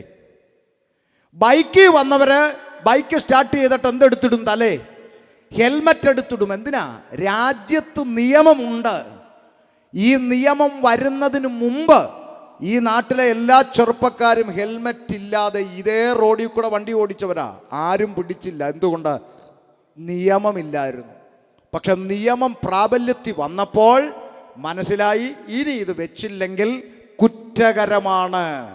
നിയമം വന്നതുകൊണ്ടല്ലേ അത് കുറ്റമാണെന്ന് മനസ്സിലായേ? സിഗ്നൽ ലൈറ്റ് ഉള്ളത് കൊണ്ടല്ലേ അതിലെ ലൈറ്റ് കാണുമ്പോൾ നിർത്തണമെന്ന് മനസ്സിലായ? അപ്പം നിയമമുണ്ടെങ്കിലേ തെറ്റും ശരിയും തിരിച്ചറിയാനായിട്ട് കഴിയത്തുള്ളൂ. അപ്പം മനുഷ്യന് മോശ മുഖാന്തരം ദൈവം പ്രമാണം കൊടുത്തു. നാട്ടുഭാഷ പറഞ്ഞാൽ കാറ്റലോഗ്, യൂസേഴ്സ് മാനുവൽ. മനസ്സിലായോ? ഇല്ല. നമ്മൾ ഈ കടയിലോട്ട് ചെന്ന് ഓരോ സാധനം വാങ്ങിയാൽ കൈ കെട്ടുന്ന വാച്ച്, ഈ ഉപയോഗിക്കുന്ന മൈക്ക്, ഇവിടെ ഇരിക്കുന്ന ഏതൊരു ഉപകരണം വാങ്ങിയാലും അതിൻ്റെ കൂടെ ഒരു ബുക്ക്ലെറ്റ് കിട്ടും. അത് ഉണ്ടാക്കിയ കമ്പനിക്കാരുടെ നിബന്ധന അല്ലേ? യൂസേഴ്സ് മാനുവൽ വേണ്ട. മെഡിക്കൽ സ്റ്റോറിൽ പോയി 10 രൂപയുടെ എലിവിഷം മേടിച്ചാൽ ആ കൂടിൻ്റെ അകത്തും ചുരുട്ടി വെച്ചിരിക്കും ഒരു പേപ്പർ. തമിഴിലും മലയാളത്തിലും ഇംഗ്ലീഷിലും ഒക്കെ എഴുതി വെച്ചിരിക്കും ഉപയോഗിക്കേണ്ടുന്ന വിധം. എന്നിട്ട് എഴുതി വെക്കും, കുട്ടികളുടെ അടുക്കൽ വെക്കരുത്, ആഹാരത്തിൻ്റെ സമീപം വെക്കരുത്, ബിസ്ക്കറ്റാണെന്നും പറഞ്ഞ് പിള്ളേരെടുത്ത് തിന്നാൽ തട്ടിപ്പോകും, അതുകൊണ്ട് മാറ്റി വെക്കണം എന്ന് കമ്പനിക്കാർ ഉണ്ടാക്കിയ കമ്പനിക്കാരുടെ നിബന്ധന. അതാണ് യൂസേഴ്സ് മാനുവൽ. ഇതുപോലെ മനുഷ്യനെ ഉണ്ടാക്കിയവൻ, മനുഷ്യനെ സൃഷ്ടിച്ചവൻ, മനുഷ്യനെ നിർമ്മിച്ചവൻ, ആ മനുഷ്യനെ നിർമ്മിച്ച കമ്പനി സ്വർഗം, ആ ദൈവം മനുഷ്യനൊരു കാറ്റലോഗ് കൊടുത്തു.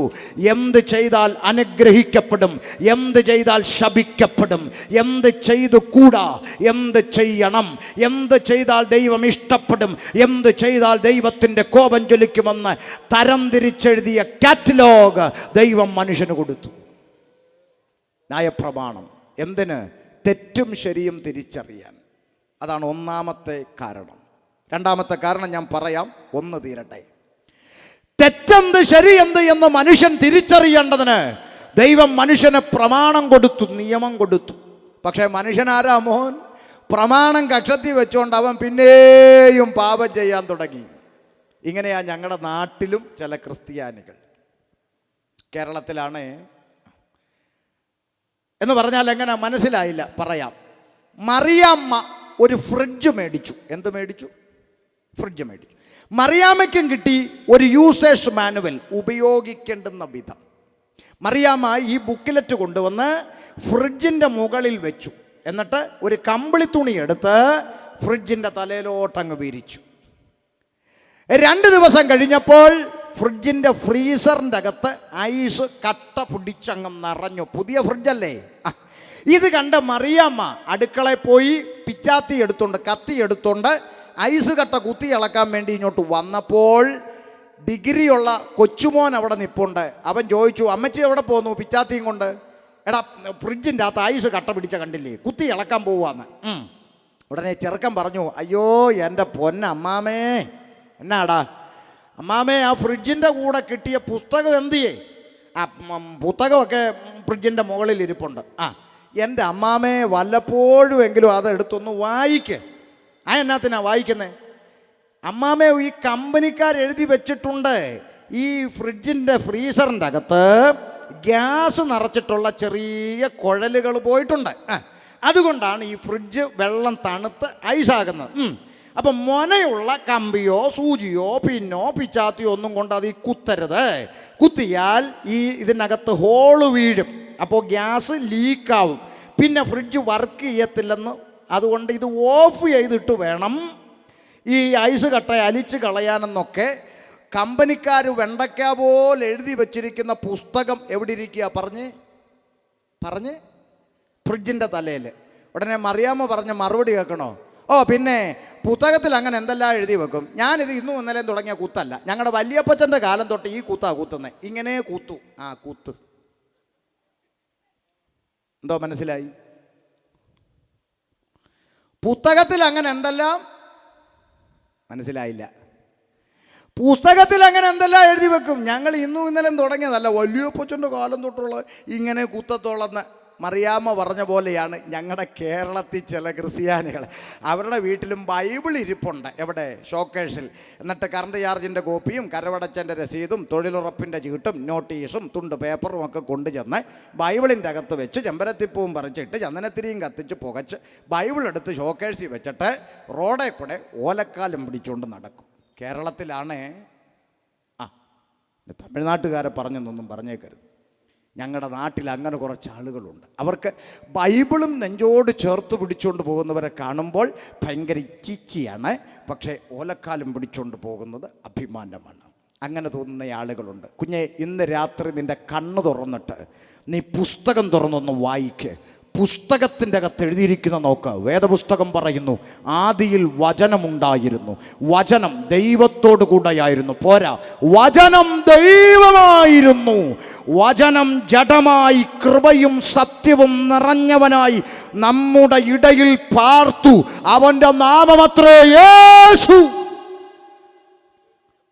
ആകാശം മാറിയാലും ഭൂമി ഒഴിഞ്ഞു പോയാലും വള്ളിപുള്ളി മാറ്റം വരാത്ത ദൈവത്തിൻ്റെ വചനം, ആ പ്രമാണം മനുഷ്യൻ്റെ കയ്യിൽ കിട്ടിയിട്ടും അത് മനുഷ്യന് ദൈവം കൊടുത്തിട്ടും പ്രമാണം കരത്തിൽ വെച്ചുകൊണ്ട് പാപത്തിൽ നിന്ന് പാപത്തിലേക്ക് പോയ ഇസ്രായേലിയ ജനം പാപത്തിൻ്റെ പടുകുഴിയിലേക്ക് ആണ്ടുപോയി. ഭൂമിയിൽ പാപം പെരുകി.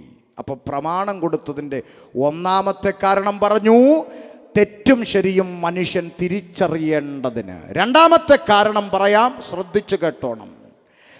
ആമേൻ. ഈ മനുഷ്യൻ്റെ അകത്തു കയറിയ പാപം മനുഷ്യൻ്റെ നിലവിലുള്ള ഏതെങ്കിലും ഒരു യാഗ പൂജ പുണ്യക്രിയാദി പ്രവർത്തികൾ കൊണ്ട് അവൻ്റെ അകത്തു കയറിയ പാപം പുറത്തു പോകത്തില്ലെന്ന് മനുഷ്യനെ എന്ന് ബോധ്യപ്പെടുന്നു, അന്ന് മാത്രമേ അവൻ വിശ്വാസത്താലുള്ള രക്ഷ അംഗീകരിക്കത്തുള്ളൂ. അത് മനുഷ്യൻ്റെ പൊതു സ്വഭാവമാണ്. അത് ദൈവത്തിന് നന്നായി അറിയാം. ക്യാൻസർ ആണെന്ന് അറിഞ്ഞല്ലോ. വേണ്ട, ഞാനൊരു കാര്യം പറയട്ടെ. എന്നാ, അപ്പുറത്തെ പള്ളിയില്ലയോ, ഏത് ആ പ്രാർത്ഥനാലയം, അവിടെ 21 ദിവസത്തെ ഉപവാസ പ്രാർത്ഥന നടക്കുന്നുണ്ട്. ഒത്തിരി ദൈവദാസന്മാരൊക്കെ വരുന്നുണ്ട്, രോഗികളൊക്കെ സൗഖ്യം പ്രാപിക്കുന്നുണ്ടെന്നൊക്കെ കേട്ടു. ചാക്കോച്ചന് ഒന്ന് അങ്ങോട്ട് പോകുന്നെങ്കിൽ ചിലപ്പം ദൈവം സൗഖ്യമാക്കിയാലോ എന്ന് ചോദിച്ചു. ഉടനെ ചാക്കോച്ചൻ പറയാം, ഞാനോ? പെന്തിക്കോസുകാരുടെ പ്രാർത്ഥനയിൽ ഞാൻ. കൊള്ളാം. എൻ്റെ കുടുംബം ഏതാണെന്നറിയാമോ? ഞങ്ങളുടെ കുടുംബക്കാരേതാണെന്നറിയാമോ? കുടുംബ കല്ലറ എവിടെയാണെന്നറിയാമോ? അതൊക്കെ വിട്ടിട്ട് പെന്തിക്കോസുകാരുടെ പ്രാർത്ഥന ഞാൻ. അതിനേക്കാളും നല്ലത് ഞാൻ ക്യാൻസർ വന്ന് ചാകുന്നതാന്ന് പറഞ്ഞു. അങ്ങനെ അമ്മാമ്മ അങ്ങ് പോയി. 2 ദിവസം കഴിഞ്ഞപ്പോൾ ഒരു ചേട്ടൻ വന്നിട്ട് ചാക്കോച്ചനോട് പറഞ്ഞു, ചാക്കോച്ച, വയനാട്ടിൽ കേളു വൈദ്യൻ എന്ന് പറഞ്ഞൊരു വൈദ്യനുണ്ട്, എല്ലാ രോഗവും മാറ്റുമെന്നാ കേട്ടെ, നമുക്കവിടെ ഒന്ന് പോയാലോ? ഉടനെ ചാക്കോച്ചൻ ചാടി എഴുന്നേറ്റു. പിന്നെന്താ, പോകാം, എടുക്കടാ വണ്ടി, വിടടാ വയനാട്. വിട്ടു. വയനാട് ചെന്നു. കേളു വൈദ്യൻ നോക്കിയച്ച് പറഞ്ഞു, ചാക്കോച്ച, ഇത് എൻ്റെ കയ്യിൽ നിൽക്കുന്ന കേസല്ല. ഒരു കാര്യം ചെയ്, ഈ വനം കഴിഞ്ഞ് അപ്പുറത്തോട്ട് പോയാൽ മൈസൂർ വഴി നേരെ കർണാടക വിട്ടോ, അവിടെ ഒരു വൈദ്യനുണ്ടെന്ന് പറഞ്ഞു. എന്നാൽ എടുക്കടാ വണ്ടി, വിടടാ. കർണാടകയിൽ ചെന്നു. അവിടുത്തെ വൈദ്യൻ നോക്കിയിട്ട് പറഞ്ഞു, ഇത് ഇച്ചിരി കടുത്തു പോയല്ലോ, ഒരു കാര്യം ചെയ്, വണ്ടി സൈഡിലോട്ട് ഒതുക്കിയിട്ട് അടുത്ത ഫ്ലൈറ്റ് എടുത്ത് ഡൽഹിക്ക് വിട്ടോ, അവിടെ കേന്ദ്രമന്ത്രിമാരെ ചികിത്സിക്കുന്ന ഒരു പുതിയ വിങ് തുടങ്ങിയിട്ടുണ്ടെന്ന് പറഞ്ഞു. എന്നാൽ ഒതുക്കടാ വണ്ടി, എടുക്കടാ ഫ്ലൈറ്റ്. നേരെ വിട്ടു ഡൽഹിക്ക്. ഡൽഹി ചെന്നപ്പോൾ അവിടെ അവർ നോക്കിയിട്ട് പറഞ്ഞു, ഇത് ഈ ഇച്ചിരി കടുപ്പമാ, ഇത് നടക്കുകയല്ല ഇവിടെ, ഒരു കാര്യം ചെയ്യും, മലേഷ്യക്ക് വിട്ടോളാൻ പറഞ്ഞു. അടുത്ത ഫ്ലൈറ്റ് എടുത്ത് മലേഷ്യ വിട്ടു. മലേഷ്യ ചെന്നപ്പോൾ അവർ നോക്കിയാൽ അവിടുത്തെ ഡോക്ടർമാരെല്ലാം കൂടി ഇരുന്നിട്ട്, ചാക്കോച്ച, ഒരു കാര്യം പറയാം, വിഷമിക്കരുത്. എന്താ? ഇനി ഉലകത്തിൽ എവിടെ കൊണ്ടുപോയാലും ഒന്നും ചെയ്യാനില്ല, ദൈവത്തോട് പ്രാർത്ഥിക്കാൻ പറഞ്ഞു. അങ്ങനെ മലേഷ്യയിൽ നിന്ന് പുള്ളി കറങ്ങി തിരിഞ്ഞ് എവിടെ വന്നു? അരമനയിൽ തിരിച്ചു വന്നു. അപ്പോൾ ഇല്ല, അമ്മാമ്മ അങ്ങോട്ട് ചെന്നിട്ട് പറഞ്ഞു, ചാക്കോച്ച, ആ പള്ളിയിൽ പ്രാർത്ഥന നടക്കുന്നില്ലേ, ഉപവാസം, അവിടെ ഇനി 3 ദിവസവും കൂടെ ഉള്ളൂ പ്രാർത്ഥന, ഒന്നങ്ങോട്ട് പോന്നോ? അന്നേരം ചാക്കോച്ചൻ, എന്നാ പിന്നെ ഒന്നങ്ങോട്ട് പോകാം. ഇതാണ് മനുഷ്യൻ്റെ പരിപാടി. ആരോഗ്യത്തോടിരിക്കുമ്പോൾ അവൻ്റെ പുറകെ നടന്ന് വിളിച്ചാലും അവൻ ദൈവസന്നിധി വരത്തില്ല. കണ്ണും കരലും കിഡ്നിയും അടിച്ചുപോയി ICU കിടക്കുമ്പോഴാണ് പാസ്റ്ററേ പ്രാർത്ഥിക്കണം പാസ്റ്ററേ എന്ന് പറഞ്ഞ് വിളിക്കുന്നത്. എടാ, എന്തിനാടാ ഈ പണിക്ക് പോകുന്നത്? ആരോഗ്യത്തോടിരിക്കുമ്പം ദൈവം നിന്നെ വിളിക്കുമല്ലേ, നീ സറണ്ടറാവ്. ആരോഗ്യത്തോടിരിക്കുമ്പം ദൈവത്തിൻ്റെ സന്നിധി സറണ്ടറാവ്. വെറുതെ കണ്ണും കരലും കിഡ്നിയും അടിച്ചു പോയിട്ട് കർത്താവിനെ അറിയാൻ നിൽക്കാതെ. അതുകൊണ്ട് മനുഷ്യൻ്റെ പൊതു സ്വഭാവമാണ് പലതും നഷ്ടപ്പെട്ടെങ്കിലേ ദൈവമുഖത്തേക്ക് നോക്കത്തുള്ളൂ. ആവുന്ന പണി 58 നോക്കി, പൂജകള്, വഴിപാടുകള്, കാളക്കിടാവ്, ആട്ടുകൊറ്റന്മാര്, പ്രാവിൻ കുഞ്ഞ്, സകലത്തെയും യാഗം കഴിച്ചു നോക്കി. പക്ഷേ മനുഷ്യൻ പിന്നെയും പിന്നെയും പിന്നെയും പിന്നെയും പാപത്തിന് അവസാനം തമ്പുരാന് മനസ്സിലായി, മനുഷ്യൻ പഴുത്തു. സകല യാഗങ്ങളും പൂജകളും ഒക്കെ ചെയ്ത് ഇവൻ പഴുത്ത് നിൽക്കുകയെന്ന് മനസ്സിലായപ്പോൾ തമ്പുരാൻ മോശയോട് പറഞ്ഞു, മോശേ, മരുഭൂമിയിൽ ഒരു താമ്ര സർപ്പത്തെ ഉണ്ടാക്കി ഉയർത്താൻ പറഞ്ഞു. മനസ്സിലായോ? എന്തിനാ? അഗ്നിസർപ്പത്തിൻ്റെ കടിയേറ്റ് മരണത്തിലേക്ക് പോകുന്ന ആളുകൾ മരിക്കുന്നതിന് തൊട്ടു മുമ്പ് ഒരു നാണയത്തുട്ട് കൊടുക്കാതെ, 1 കിലോമീറ്റർ നടക്കാതെ, ഒരു മെഴുകുതിരി കത്തിക്കാതെ സൗജന്യമായി ഉയർത്തപ്പെട്ട താമ്രസർപ്പത്തിലേക്ക് ചുമ്മാ ഒന്ന് നോക്കിയാൽ മരണം മാറും, ജീവൻ വരും, മരിക്കാൻ പോകുന്നവൻ ജീവനിലേക്ക് തിരിച്ചു വരും. ഒറ്റ രൂപ ചെലവില്ല. ഉയർത്തപ്പെട്ട താമ്രസർപ്പത്തിലേക്കൊന്ന് നോക്കിയാൽ മതി എന്ന് മോശ മുഖാന്തരം മരുഭൂമിയിൽ താമ്രസർപ്പത്തെ ഉയർത്താൻ പറഞ്ഞു. ഇതെന്തിനാണെന്ന് അരമനക്കാർക്ക് അറിയാമോ? അറിയാമോ? അറിയത്തില്ലെങ്കിൽ കേട്ടോ. യേശുവിന്റെ മറുപടി യോഹന്നാന്റെ സുവിശേഷം 3-ാം അധ്യായം 14-ാമത്തെ വാക്യത്തിലുണ്ട്. ഇതെന്തിനാണെന്ന് വായിച്ചുകൂടെ? യോഹന്നാൻ 3:14 യേശുവിന്റെ വാക്കുകൾ. മോശ മരുഭൂമിയിൽ സർപ്പത്തെ ഉയർത്തിയതുപോലെ മനുഷ്യപുത്രനെയും ഉയർത്തേണ്ടതാകുന്നു. കണ്ടോ? എന്തിനാ മരുഭൂമിയിൽ താമ്രസർപ്പത്തെ ഉയർത്തിയെന്ന് യേശു പറഞ്ഞത് കേട്ടോ? എന്തിനാ? ആമേൻ. അഗ്നിസർപ്പത്തിന്റെ കടിയേറ്റ് അക്ഷരീകമായ മരണത്തിലേക്ക് പോകുന്ന ആളുകൾ ഉയർത്തപ്പെട്ട താമ്രസർപ്പത്തിലേക്കൊന്ന് നോക്കിയാൽ മരണം മാറി ജീവിക്കുന്നത് പോലെ മനുഷ്യപുത്രൻ കാൽവരിയിൽ ഉയർത്തപ്പെടുമ്പോൾ ആത്മീകമാകുന്ന നരകത്തിലേക്ക് പോകുന്ന ആളുകൾ ഉയർത്തപ്പെട്ട കാൽവരിയിലേക്ക് നോക്കിയാൽ ഒരു നാണയത്തൊട്ട് ചെലവില്ലാതെ 1 കിലോമീറ്റർ നടക്കാതെ സൗജന്യമായി പാപമോചനം ലഭിക്കും. ഉയർത്തപ്പെട്ട കാൽവരിയിലേക്ക് നോക്കിയാൽ. അതാണ് സുവിശേഷം. ഇപ്പോഴും ഇത് തലയ്ക്കകത്ത് കയറാത്ത ആളുകളുണ്ട് നാട്ടിൽ. ആമേൻ. യേശുക്രിസ്തു പറഞ്ഞു, മോശ മരുഭൂമിയിൽ താമ്രസർപ്പത്തെ ഉയർത്തിയതുപോലെ മനുഷ്യപുത്രൻ ഉയർത്തപ്പെടണം. എന്തിന്? മനുഷ്യൻ ആത്മീക മരണത്തിൽ നിന്ന് നിത്യജീവനിലേക്ക് പ്രവേശിക്കുവാൻ. അതിനാ മോശയോട് മരുഭൂമിയിൽ ഒരു സർപ്പത്തെ ഉണ്ടാക്കി ഉയർത്താൻ ദൈവം പറഞ്ഞത്. അത്രയും പറയുമ്പോൾ ഒരു ചിന്തയും കൂടെ പറയണം. ഞങ്ങളുടെ നാട്ടിലെ കേരളത്തിലെ ഒരു പുരോഹിതൻ ഒരിക്കൽ പെന്തക്കോസുകാരെ കളിയാക്കിക്കൊണ്ട് പ്രസംഗിക്കുക. എല്ലാവരുമല്ല, നമ്മുടെ പല പുരോഹിതന്മാർക്കും പ്രാർത്ഥിക്കുന്നവരോട് ബഹുമാനമാണ്. എനിക്കറിയാം, എൻ്റെ സുഹൃത്തുക്കൾ ഒത്തിരി അച്ഛന്മാരുണ്ട്. അവരൊക്കെ എന്നോട് സംസാരിക്കാറുണ്ട്. ചിലപ്പോൾ ചില ബൈബിൾ പരമായ വിഷയങ്ങളൊക്കെ ഞങ്ങൾ തമ്മിൽ ചർച്ച ചെയ്യാറുണ്ട്. നല്ല പുരോഹിതന്മാരുണ്ട് കേട്ടോ. ദൈവത്തെ ഭയപ്പെടുന്ന, പ്രാർത്ഥിക്കുന്നവരെ ആദരിക്കുന്ന നല്ല ദൈവദാസന്മാരുണ്ട്. അങ്ങനെയുള്ള പുരോഹിതന്മാരുണ്ട്. അവരെ പ്രതിപക്ഷ ബഹുമാനം കാണിക്കുമ്പോൾ നമുക്കറിയാം. ഒരു കൺവെൻഷൻ നടക്കുന്നു, ഉടനെ അവർ പറയും ഓക്കെ നിങ്ങളുടെ കൺവെൻഷൻ നടക്കട്ടെ, നമ്മൾ നമ്മുടെ മീറ്റിംഗ് അടുത്ത ആഴ്ചത്തേക്ക് മാറ്റിവെക്കുക. അങ്ങനെ പറയുന്ന ഒരു പരസ്പര ഒരു സഹകരണ മനോഭാവമുള്ള ദൈവദാസന്മാരുണ്ട്, പുരോഹിതന്മാരുണ്ട്. അങ്ങനെയുള്ളവരുണ്ട്. എന്നാൽ എണ്ണപ്പെട്ട ചില ആളുകൾ നമ്മെ പരിഹസിച്ച് പ്രസംഗിക്കുന്നവരുണ്ട്. അങ്ങനെ ഒരിക്കൽ ഒരു പുരോഹിതൻ പറയുകയാണ്, ഈ മോശയോട് മരുഭൂമിയിൽ താമ്രസർപ്പത്തെ ഉണ്ടാക്കാൻ പറഞ്ഞത് ആരാ? ദൈവം. ആരാ? ദൈവം. അപ്പൊ ദൈവം പറഞ്ഞിട്ടല്ലേ മോശ സർപ്പത്തിന്റെ വിഗ്രഹത്തെ ഉണ്ടാക്കിയത്? അതെ. അപ്പൊ ദൈവം പറഞ്ഞിട്ടല്ലേ അത് ഉണ്ടാക്കിയത്. പിന്നെ ഞങ്ങളുടെയൊക്കെ പള്ളിയിലിരിക്കുന്ന വിഗ്രഹത്തിനെതിരെ നിങ്ങൾ എന്തിനാണ് പ്രസംഗിക്കുന്നതെന്ന് പറഞ്ഞ് ദൈവം പറഞ്ഞിട്ടാണ് ഉണ്ടാക്കിയത്, ദൈവം പറഞ്ഞിട്ടാണ് ഉണ്ടാക്കിയത്, ദൈവം പറഞ്ഞിട്ടാണ് ഉണ്ടാക്കിയതെന്ന് പറഞ്ഞുകൊണ്ട് ഇത് കേട്ട് മുമ്പിലിരിക്കുന്ന ആളുകളൊക്കെ അദ്ദേഹത്തെ കൈയടിച്ച് പ്രോത്സാഹിപ്പിച്ചു. അപ്പോൾ നമുക്കവിടെ മറുപടി പറയാൻ അവസരമില്ലാത്തത് കൊണ്ട് ഞാൻ പിന്നീട് ഒരു വീഡിയോയിൽ മറുപടി പറഞ്ഞു, ബഹുമാനപ്പെട്ട പുരോഹിത, അങ്ങ് ഉണ്ടാക്കിയത് മാത്രം പറഞ്ഞ് വിശ്വാസികളെ പറ്റിച്ചത് ശരിയായില്ല. അതിനുശേഷം എന്ത് സംഭവിച്ചു എന്നുകൂടി ഒന്ന് പറഞ്ഞു കൊടുക്കണ്ടായിരുന്നോ? അതല്ലേ നീതി, അതല്ലേ സത്യസന്ധമായ കാര്യം? അങ്ങ് അത് പറയാഞ്ഞത് എന്തുകൊണ്ടാണ് എന്ന് ഞാൻ ചോദിച്ചു. അതുകൊണ്ട് അങ്ങനൊരു ചിന്ത ആരൊക്കെങ്കിലും ഉണ്ടെങ്കിൽ അതങ്ങ് തിരുത്തപ്പെടാൻ വേണ്ടി അതിനുശേഷം എന്ത് സംഭവിച്ചെന്ന് ഞാൻ വായിപ്പിച്ച് കേൾപ്പിക്കാം. 2 രാജാക്കന്മാർ, 2 കിങ്സ്, 2 രാജാക്കന്മാർ 18-ാം അധ്യായം 1 മുതലുള്ള വാക്യങ്ങൾ ഒന്ന് കേട്ടോണം. വായിച്ചേ. 2 രാജാക്കന്മാർ 18-ന്റെ 1 മുതൽ. ഇസ്രായേൽ രാജാവായ ഏലായുടെ മകനായ ഇസ്രായേൽ രാജാവായ ഏലായുടെ മകനായ ഗോഷയുടെ 3-ാം ആണ്ടിൽ യഹൂദ രാജാവായ ആഹാസിന്റെ മകൻ ഹിസ്കിയാവ് രാജാവായി. ഒന്ന് കേട്ടെ നിങ്ങൾക്ക് മനസ്സിലാക്കാൻ വേണ്ടി ഞാൻ കൂടെ പറഞ്ഞു തരാം. ഹിസ്കിയാവ് രാജാവായി, വേറൊന്നുമില്ല.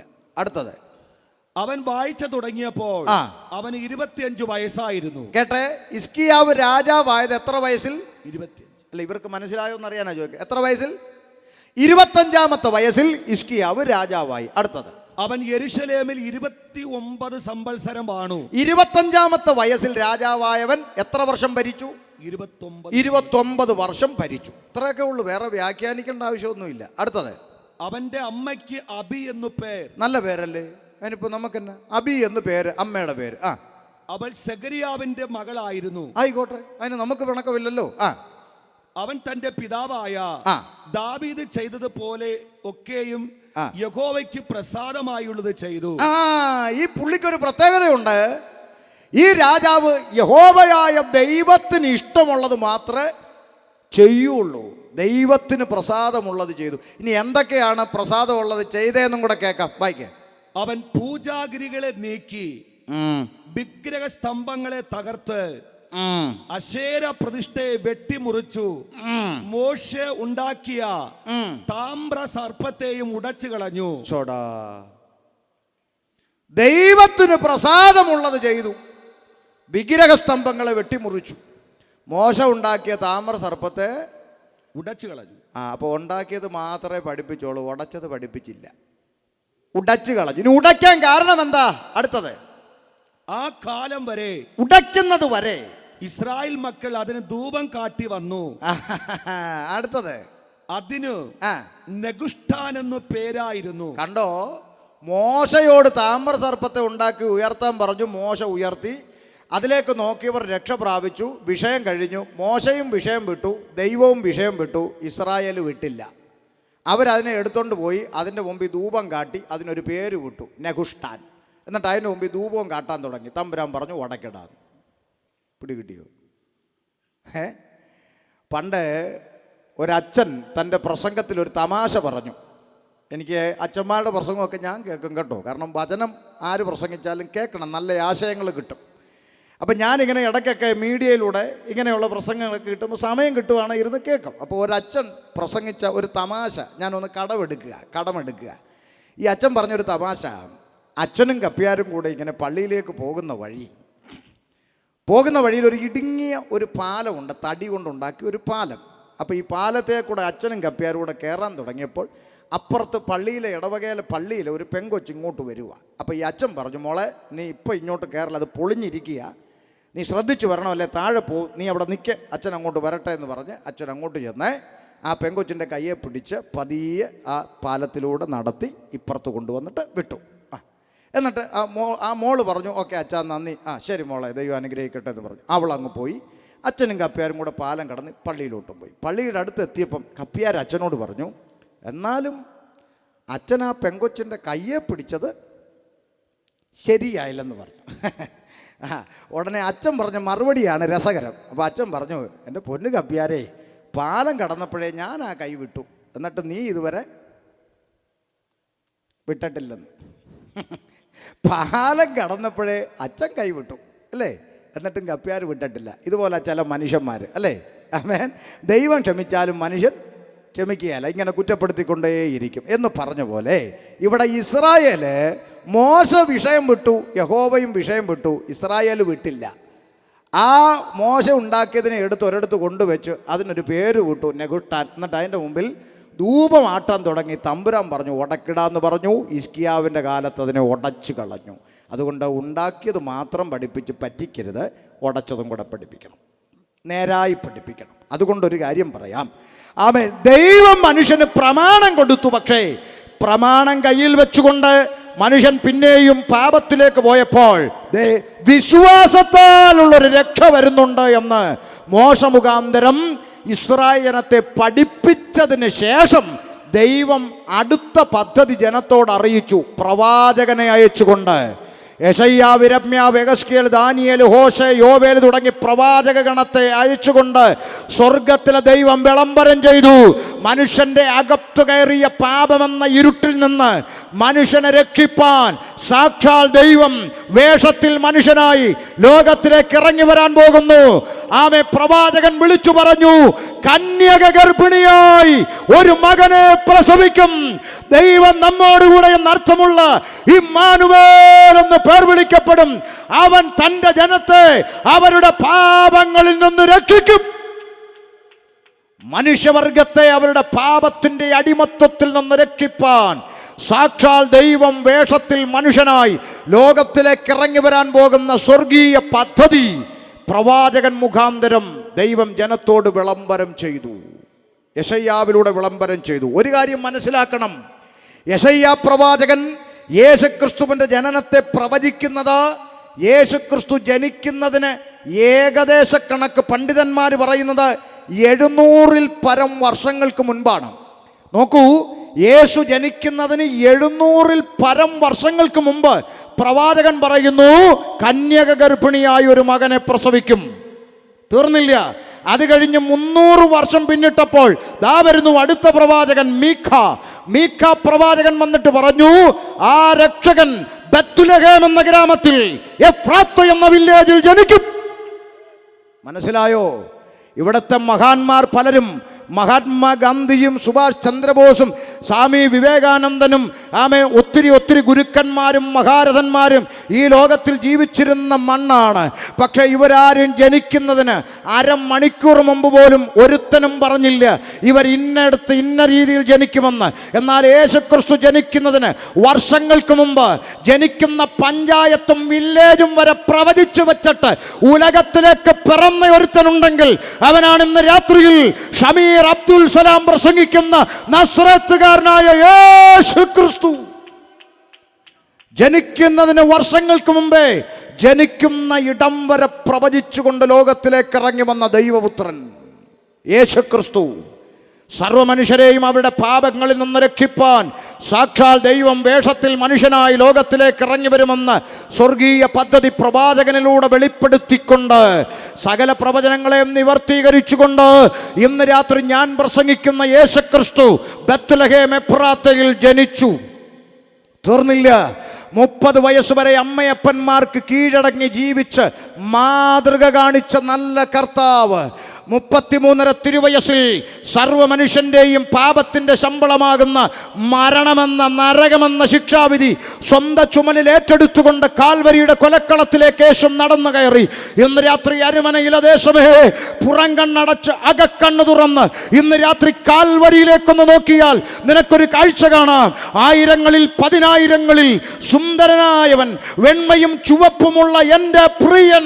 കണ്ടോ, അവൻ ഓരോ ചാട്ടവാറടിക്കും പീസുപീസായി മാംസകഷണങ്ങൾ ഇളകി തെറിച്ചു പോയിട്ടും തലക്കകത്ത് മുൾക്കിരീടം ആഞ്ഞടിച്ചു കയറ്റിയിട്ടും വിലാപ്പുറത്ത് കുന്തം കൊണ്ട് കുത്തിത്തുളച്ചിട്ടും പ്രവാചകൻ പറയുന്നു അവൻ വായ തുറക്കാതിരുന്നു. നോക്കണം, ആരാ വാ തുറക്കാതിരിക്കുന്നത്? കാറ്റേ അടങ്ങ്, കടലേ ശാന്തമാകുന്ന ഒറ്റ വാക്കുകൊണ്ട് പ്രകൃതിയെ നാക്കിൻ തുമ്പിൽ നിർത്തിയ മഹാദൈവം 4 ദിവസം ചീഞ്ഞളിഞ്ഞ മൃതദേഹത്തെ നോക്കി ലാസറേ പുറത്തുവാ എന്ന ഒറ്റ വാചകം കൊണ്ട് മരിച്ചവനെ പുറത്തു കൊണ്ടുവരാൻ അധികാരമുള്ളവൻ അവൻ മൗനമായിരുന്നു, അവൻ വായ തുറക്കാതിരുന്നു. എന്തിന്? ഒരൊറ്റ വാക്ക് കൽപ്പിച്ചാൽ റോമ സാമ്രാജ്യം മുഴുവൻ കത്തിച്ചു ചാമ്പലാക്കാൻ കഴിവുള്ള അധികാരം നാക്കിന്റെ തുമ്പത്തുണ്ടായിട്ടും എൻ്റെ യേശു വായ തുറക്കാതിരുന്നത്, സ്നേഹിത, അത് നിനക്ക് വേണ്ടിയാണ്. സഹോദരി, അത് നിനക്ക് വേണ്ടിയാണ്. അരുമനദേശമേ, അത് നിനക്കും കൂടെ വേണ്ടിയാണ്. മനസ്സിലായോ? സർവ്വമനുഷ്യൻ്റെയും പാപത്തിൻ്റെ പരിഹാരം വരുത്തുവാൻ യേശു ക്രൂശിൽ കയറി. അത് എനിക്ക് വേണ്ടിയാണെന്ന് കൂടെ തിരിച്ചറിഞ്ഞപ്പോഴാണ് പാരമ്പര്യ ഇസ്ലാമിക കുടുംബത്തിൽ നിന്ന് ഇന്നേക്ക് 21 വർഷങ്ങൾക്ക് മുമ്പ് ഈ പുസ്തകം എടുത്തുകൊണ്ട് ഷമീർ അബ്ദുൽ സലാം യേശുവിൻ്റെ പിന്നാലെ ഇറങ്ങി തിരിച്ചത് ഒരു കുഞ്ഞുകളിയല്ല, ഒരു പൊട്ടത്തരമല്ല, ഒരു തമാശയല്ല. എനിക്കും നിനക്കും വേണ്ടി യേശു കാൽവരിയിൽ പ്രാണൻ വെടിഞ്ഞെന്ന യാഥാർത്ഥ്യം തലയ്ക്കകത്ത് കയറിയത് കൊണ്ടാണ്. അതുകൊണ്ടാണ് ഈ പുസ്തകം എടുത്തത്. ആമേൻ. ഞങ്ങളുടെ നാട്ടുമ്പുറത്ത് 21 വർഷങ്ങൾക്ക് മുമ്പ് ഷമീർ എന്ന് പറഞ്ഞ് ഞാൻ കൂട്ടുകാരുമായി പിരിവിട്ട് കുപ്പിയെടുത്ത് വെള്ളമടിച്ച് ആളില്ലാത്ത വീട്ടിൻ്റെ ടെറസിൻ്റെ മുകളെ വലിഞ്ഞു കയറി പൊറോട്ടയും ചിക്കനും പൊട്ടിച്ച് കുപ്പിയും പൊട്ടിച്ച് ഗാനമേള നടത്തി. അടുത്ത ദിവസത്തെ കുപ്പിക്ക് പണം കണ്ടെത്താൻ നാട്ടുകാരുടെ മരച്ചീനിയും തേങ്ങയും കരിക്കുമൊക്കെ ചാക്കിലാക്കി കൂട്ടുകാരുമായി ഉത്സവപ്പറമ്പുകളിൽ അടിയും ഉണ്ടാക്കി ഉടുപ്പിൻ്റെ പുറകെ പിച്ചാത്തിയൊക്കെ വെച്ചു നടന്ന കാലഘട്ടങ്ങളുണ്ട്. അന്നൊക്കെ ഞങ്ങളുടെ നാട്ടിൽ ഇതുപോലുള്ള ഉപദേശിമാർ നിന്നുകൊണ്ട് യേശുവാണ് രക്ഷകൻ, യേശുവാണ് ദൈവമെന്നൊക്കെ പറഞ്ഞാൽ അവൻ്റെ ചെവിക്കല്ലിനിട്ട് അടി കൊടുക്കാൻ കൂട്ടുകാരുമായി പല്ലും കടിച്ച് നടന്ന സ്ഥാനത്ത് ഇന്ന് അതേ ഷമീർ ഈ പുസ്തകം ഉയർത്തിപ്പിടിച്ചുകൊണ്ട് അരുമന ദേശത്തോട് വിളംബരം ചെയ്യുന്ന ഒരു യാഥാർത്ഥ്യമുണ്ട്. മറ്റൊരുത്തനിലും രക്ഷയില്ല. മാനവജാതിക്ക് പാപത്തിന്റെ പടുകുഴിയിൽ നിന്ന് മോക്ഷം പ്രാപിപ്പാൻ ആകാശത്തിന്റെ കീഴിൽ മനുഷ്യരുടെ ഇടയിൽ നൽകപ്പെട്ട ഒരേ ഒരു നാമമുണ്ടെങ്കിൽ അത് യേശുക്രിസ്തു. ആമേൻ. യേശു എനിക്കും നിനക്കും പകരമായി ക്രൂശിൽ മരിച്ചു. അവസാനത്തെ തുള്ളി രക്തം വരെ കാൽവരിയുടെ കൊലക്കളത്തിൽ ഒഴുക്കി യേശു മരിച്ചു. തീർന്നില്ല. അരിമത്യക്കാരനായ യോസേഫിന്റെ കല്ലറയ്ക്കൽ യേശുക്രിസ്തുവിന്റെ ഭൗതിക ശരീരം അടക്കം ചെയ്യപ്പെട്ടു. ഇന്ന് രാത്രി അരുമനയോട് പറയാം, 3 ആണി കൊണ്ട് അരിമത്യക്കാരനായ യോസേഫിന്റെ കല്ലറ കൊണ്ട് എൻ്റെ യേശു അവസാനിച്ചിരുന്നെങ്കിൽ 3 ആണി കൊണ്ട് അവസാനിച്ചൊരു യേശുവിനെ പ്രസംഗിക്കാൻ ഷമീർ വരത്തില്ല. അരുമനയിൽ 3 ആണി കൊണ്ട് അവസാനിച്ചൊരു യേശുവിന് വേണ്ടി പാടാൻ ഇവിടെ ഒരു കൊയർ ടീം ഇങ്ങനെ നിരന്നിരിക്കത്തില്ല. 3 ആണി കൊണ്ട് അവസാനിച്ച യേശുവിനെ ഉയർത്താൻ ഇവിടെ ഒരു കൺവെൻഷൻ നടത്തത്തില്ല. പിന്നെ എന്തുകൊണ്ടാ പാടുന്നേ? എന്തുകൊണ്ടാ പ്രസംഗിക്കുന്നേ? ഞങ്ങൾ പാടുന്നതും പ്രസംഗിക്കുന്നതും കുമ്പനാട്ടും എടത്തുവായിലും പരുമലയിലും കുരിശുമലയിലും അടഞ്ഞു കിടക്കുന്ന ഒരു കല്ലറവാതിക്കലല്ല, കണ്ണാടിക്കൂടിന്റെ മുമ്പിലല്ല, മറിച്ച് ഉലക മഹാന്മാർ അഖിലരും ഒരുപോൽ കല്ലറക്കകത്തൊടുങ്ങിയപ്പോൾ ഇന്ന് രാത്രി ഞാൻ പ്രസംഗിക്കുന്ന യേശുക്രിസ്തു പാതാളത്തെ ജയിച്ചു, മരണത്തെ ജയിച്ചു, ലോകത്തെ ജയിച്ചു, പിശാചിനെ ജയിച്ചു. യേശു ഉയർത്തെഴുന്നേറ്റു. അത് വിശ്വസിക്കുന്നവർ ഇതിൻ്റെ അകത്തുണ്ടെങ്കിൽ കരമുയർത്ത് ദൈവത്തിന് മഹത്വം കൊടുക്കുക. യേശു ഉയർത്തെഴുന്നേറ്റെന്ന് കുഞ്ഞുകളിയല്ല, കുട്ടിക്കളിയല്ല. യേശു ഉയർത്തെഴുന്നേറ്റ്. ഇന്നും ഈ നിമിഷവും ഈ 9-10 യേശു ജീവിക്കുന്നെന്ന് വിശ്വസിക്കുന്നവർ ഇതിൻ്റെ അകത്തുണ്ടെങ്കിൽ കരമുയർത്ത് ദൈവത്തിന് മഹത്വം കൊടുത്ത് സ്വർഗം കാണട്ടെ. എനിക്കെന്തൊരു സന്തോഷമാണെന്നറിയാമോ പാസ്റ്റർമാരെ? ഇവരെല്ലാം കൈപൊക്കി കണ്ടോ, ഇവരെല്ലാം വിശ്വസിക്കുന്നു യേശു ഇന്നേ ദിവസം 9-10 ജീവിക്കുന്നല്ലേ? ആണോ? കാരണം ഞങ്ങളുടെ കേരളത്തിൽ പല വീട്ടുകളിലും ക്രിസ്ത്യാനിയുടെയൊക്കെ വീട്ടിൽ യേശു ചത്തുകുത്തി ഭിത്തിയിലിരിക്കുക. സത്യമാട്ടോ, കേരളത്തിലാണ്. ആമേൻ. പക്ഷെ നിങ്ങൾ വിശ്വസിക്കുന്ന യേശു ജീവിക്കുന്നല്ലേ? ദേ ഇവിടെ ഒരു മനുഷ്യനിരിപ്പുണ്ട്. എന്തുവാ പേര്? സുന്ദർരാജ്. ഇച്ചിരി നേരം പുള്ളി പാസ്റ്റർ എന്നുള്ള കാര്യം ഇച്ചിരി നേരം അങ്ങ് മാറ്റി വെച്ചു. ഞാൻ ഒരു ഉദാഹരണം പറയാൻ പോവുക. സുന്ദർരാജ് എന്ന് പറഞ്ഞ മനുഷ്യൻ സിറ്റ് ഔട്ടിൽ പത്രം വായിച്ചുകൊണ്ട് ഇങ്ങനെ ഇരിക്കുക. സിറ്റ് ഔട്ടിൽ പത്രം വായിച്ചുകൊണ്ടിരിക്കുക രാവിലെ. ഉടനെ സുന്ദർരാജിൻ്റെ മകൻ പുള്ളിയുടെ പണ്ട് കാലത്ത് ഒരു നല്ല ഗ്ലാമർ ഫോട്ടോ എടുത്തുകൊണ്ട് വന്ന് സിറ്റ് ഔട്ടിലെ മതിലെ കൊണ്ടുപോയി ആണി അടിച്ചു വെച്ചു. എന്നിട്ടൊരു പൂമാല മേടിച്ചുകൊണ്ട് അങ്ങിട്ടു. എന്നിട്ടൊരു തിരിയും കത്തിച്ചു വെച്ചു. എന്നിട്ട് കുറച്ച് പൂക്കളും വാരിക്കൊണ്ടിട്ടു. പുള്ളി അവിടെ ജീവനോടിരുന്ന് പത്രം വായിച്ചുകൊണ്ടിരിക്കുക. ഉടനെ മോൻ അവിടെ ചെന്ന് നിന്നുകൊണ്ട് ഫോട്ടോയെ നോക്കിയിട്ട് പറയുക, പ്രിയപ്പെട്ട പപ്പായെ, ഇന്ന് പകൽക്കാലം പപ്പായോട് ഞാൻ അറിയിക്കുന്നത്, കഴിഞ്ഞ പകൽക്കാലം കോളേജ് വിട്ട് വരുമ്പോൾ ടീച്ചർ എൻ്റെ ഡയറിയിൽ എഴുതി വിട്ടിരിക്കുന്നു, ഇന്ന് പകൽക്കാലം കോളേജിൽ കൊടുക്കാൻ 100 രൂപ കൊണ്ട് ചെല്ലണമെന്ന്. ആകയാൽ ഇന്ന് പകൽക്കാലം കോളേജിൽ കൊടുക്കാൻ 100 രൂപ തരണമെന്ന് പപ്പായോട് ഞാൻ മമ്മി മുഖാന്തരം അപേക്ഷിക്കുന്നു. ആമേൻ. സന്തോഷമായോ? സന്തോഷമാണോന്ന്? ആണോ? സന്തോഷമല്ല അല്ലേ? കാര്യം പുള്ളി ജീവനോടിരിക്കുക. ജീവനോടിരിക്കുന്ന അപ്പനെ മരിച്ചവനെ പോലെ ആക്കി വെച്ചിട്ട് 100 രൂപ ചോദിച്ചാൽ ഈ അപ്പനൊരു വടിയെടുത്ത് അവനിട്ട് 2 കൊട്ട് കൊടുത്തേച്ച് പറയും, ഓർഡറാ അവിടെ നിന്ന് പറയും. വടി കൊണ്ടുപോലിരിക്കുന്ന എന്നെ എടുത്ത് ഭിത്തിയെ വെച്ചിട്ട് 100 രൂപ തരാനോ ഓർഡറാന്ന് പറയും അല്ലേ? ഇവിടെ മക്കളുള്ള അപ്പന്മാരിരിപ്പുണ്ട്. ചോദിക്കട്ടെ, നിങ്ങൾക്ക് സന്തോഷമാണോ മക്കൾ ഇങ്ങനെ ചെയ്താ? അല്ലല്ലേ? ഈ ലോകത്തിലെ അപ്പൻ്റെ ചങ്ക് പടഞ്ഞെങ്കിൽ, ഈ ലോകത്തിലെ അപ്പൻ്റെ ഹൃദയം വേദനിച്ചെങ്കിൽ, എനിക്കും നിനക്കും വേണ്ടി മരിച്ചടക്കപ്പെട്ട് ഉയർത്തെഴുന്നേറ്റ് സ്വർഗത്തിൽ എനിക്കും നിനക്കും വേണ്ടി ദൈവത്തിൻ്റെ വലത്തുഭാഗത്ത് ആളത്വമായി നിൽക്കുന്ന, കല്ലേറുകൊണ്ട് മരിക്കാനിരുന്ന സ്തേഫാനോസ് ആത്മാവിൽ നിറഞ്ഞവനായി സ്വർഗത്തിലേക്ക് നോക്കിയപ്പോൾ സ്വർഗം തുറന്നിരിക്കുന്നതും ദൈവത്തിൻ്റെ മഹത്വവും വലത്തുഭാഗത്ത് മനുഷ്യപുത്രന് സദൃശനായവൻ ആളത്വമായി നിൽക്കുന്നത് കണ്ടു എന്ന് എഴുതി വച്ചിരിക്കുമ്പോൾ, ജീവനുള്ള ദൈവത്തെ മരിച്ചവനെ പോലെ ആക്കി വച്ചിരിക്കുന്ന ക്രിസ്ത്യാനിയെ നിനക്ക് അയ്യോ കഷ്ടം. ആമേൻ. വേദപുസ്തകം ചോദിക്കുന്നു, നീ ജീവനുള്ളവനെ മരിച്ചവരുടെ ഇടയിൽ അന്വേഷിക്കുന്നത് എന്തിന്? അവൻ ഇവിടെ ഇല്ല, അവൻ ഇവിടെ ഇല്ല, അവൻ ഇവിടെ ഇല്ല, അവൻ ഉയർത്തെഴുന്നേറ്റു. ഇന്ന് രാത്രി അരുമനദേശമേ, യേശു ഉയർത്തെഴുന്നേറ്റു. ഹല്ലേലൂയ. അത് പറയാനാ സ്വർഗം അയച്ചേ. അത് പറഞ്ഞിട്ട് അരുമനെ കുഴിച്ചിടേണ്ടി വന്നാൽ അതിന് തയ്യാറായിട്ടാ വന്നേ. സ്തോത്രം. സത്യത്തിന് വേണ്ടി നിൽക്കണം. ആമേൻ. തിരുവചനത്തെ സത്യം സത്യമായി വെളിപ്പെടുത്തണം. യേശു ഉയർത്തെഴുന്നേറ്റു. ആമേൻ. ഉയർത്തെഴുന്നേറ്റവൻ പാലസ്തീൻ്റെ പച്ചമണ്ണിൽ കാലമർത്തി ചവിട്ടി നിന്നു. ലോകം മുഴുവൻ ഒന്നിച്ചു പ്രാർത്ഥിച്ചൊരു പ്രാർത്ഥനയുണ്ട്. അകത്തു കയറിയ പാപമെന്ന ഇരുട്ടിൽ നിന്ന് ഒരു മോക്ഷം തരണം ദൈവമേ എന്ന് നിലവിളിച്ചുകൊണ്ട് സർവ്വ മനുഷ്യരും ഈശ്വരന്മാരോട് നിലവിളിച്ചു. അരുമനയിലെ ഹൈന്ദവരായ സഹോദരങ്ങളോട് ചോദിച്ചാൽ അവർ പറയും, ശരിയാ, ആമേ, ഇരുട്ടിൽ നിന്ന് വെളിച്ചം തേടി ഞങ്ങളുടെ പിതാക്കന്മാർ പ്രാർത്ഥിച്ചിട്ടുണ്ട്. അസതോ മാം സദ്ഗമയ എന്നും തമസോ മാം ജ്യോതിർഗമയ എന്നും മൃത്യോ മാം അമൃതം ഗമയ എന്നും അവർ പ്രാർത്ഥിച്ചിട്ടുണ്ട്. എന്താ അതിൻ്റെ അർത്ഥം? സത്തിൽ നിന്ന് സത്തിലേക്ക്, ഇരുട്ടിൽ നിന്ന് വെളിച്ചത്തിലേക്ക്, മരണത്തിൽ നിന്ന് ജീവനിലേക്ക് നയിക്കൂ ഭഗവൻ. പ്രാർത്ഥനാ സൂക്തം. മുസ്ലിം സഹോദരങ്ങളോട് ചോദിച്ചാൽ അവർ പറയും, ഖുർആന് സമീപമായി അവർ സ്നേഹിക്കുന്ന ആമേ സ്വഹീഹായ ഹദീസുകളിൽ രേഖപ്പെടുത്തിയിരിക്കുന്ന പ്രവാചകന്റെ പ്രാർത്ഥനാ സൂക്തങ്ങളുണ്ട്. അതിലൊന്ന് ഇങ്ങനെയാണ് പറയുന്നത്: റബ്ബുൽ ആലമീനായ തമ്പുരാനെ, നീ എൻ്റെ പാപത്തെ മഞ്ഞവെള്ളം കൊണ്ട് കഴുകുന്നില്ലെങ്കിൽ ഇഹത്തിലും പരത്തിലും എനിക്ക് യാതൊരു നന്മയും ലഭിക്കില്ലല്ലോ റബ്ബേ. പ്രവാചകന്റെ പ്രാർത്ഥനാ സൂക്തം. ക്രിസ്ത്യാനിയോട് ചോദിക്കുക, ക്രിസ്ത്യാനി പറയും, പൗലോസ്ലീഹ ഇങ്ങനെ വിളിച്ചു പറഞ്ഞു, അയ്യോ ഞാൻ അരിഷ്ട മനുഷ്യൻ, പാപത്തിനടിമപ്പെട്ട ശരീരത്തിൽ നിന്ന് എന്നെ ആര് രക്ഷിക്കും? സകല വേദങ്ങളും ഒന്നിച്ചു നിലവിളിച്ചു, പാപമെന്ന് പറയുന്ന ഇരുട്ടിൽ നിന്ന് ഒരു വെളിച്ചത്തിലേക്ക് നയിക്കൂ ഭഗവൻ എന്ന് പ്രാർത്ഥിച്ചപ്പോൾ സർവ്വ മനുഷ്യന്റെയും പ്രാർത്ഥനയ്ക്ക് മറുപടിയായി അതാ ഉയർത്തെഴുന്നേറ്റവൻ പാലസ്തീന്റെ പച്ചമണ്ണിൽ കാലമർത്തി ചവിട്ടി നിന്നുകൊണ്ട് ലോകത്തോട് വിളംബരം ചെയ്തു, ഞാൻ ലോകത്തിന്റെ വെളിച്ചമാകുന്നു, ഞാനാണ് ലോകത്തിന്റെ വെളിച്ചം, എന്നിൽ വസിക്കുന്നവരാരും ഇരുട്ടിൽ നടക്കുകയില്ല. പാപത്തിന്റെ മോചനം തേടി മോക്ഷം തേടി അലഞ്ഞ മനുഷ്യന്റെ നടുവിൽ നിന്നുകൊണ്ട് യേശു വിളിച്ചു പറയുന്നു, ഞാനാണ് വെളിച്ചം, എന്നിൽ വസിക്കുന്നവരാരും ഇരുളിൽ നടക്കുകയില്ല. ഇന്ന് രാത്രി അരുമനയോട് പറയട്ടെ, ഒരു നാണയത്തൊട്ട് കൊടുക്കണ്ട, ഒരു കിലോമീറ്റർ നടക്കണ്ട, ഒരു മെഴുകുതിരി കത്തിക്കണ്ട, സൗജന്യമായി ഇന്ന് രാത്രി പാപമോചനം സാധ്യമാക്കുന്ന ഒരുവൻ ഇവിടെ വന്നിട്ടുണ്ട്. അവന്റെ പേരാണ് നസ്രത്തുകാരനായ യേശു ക്രിസ്തു.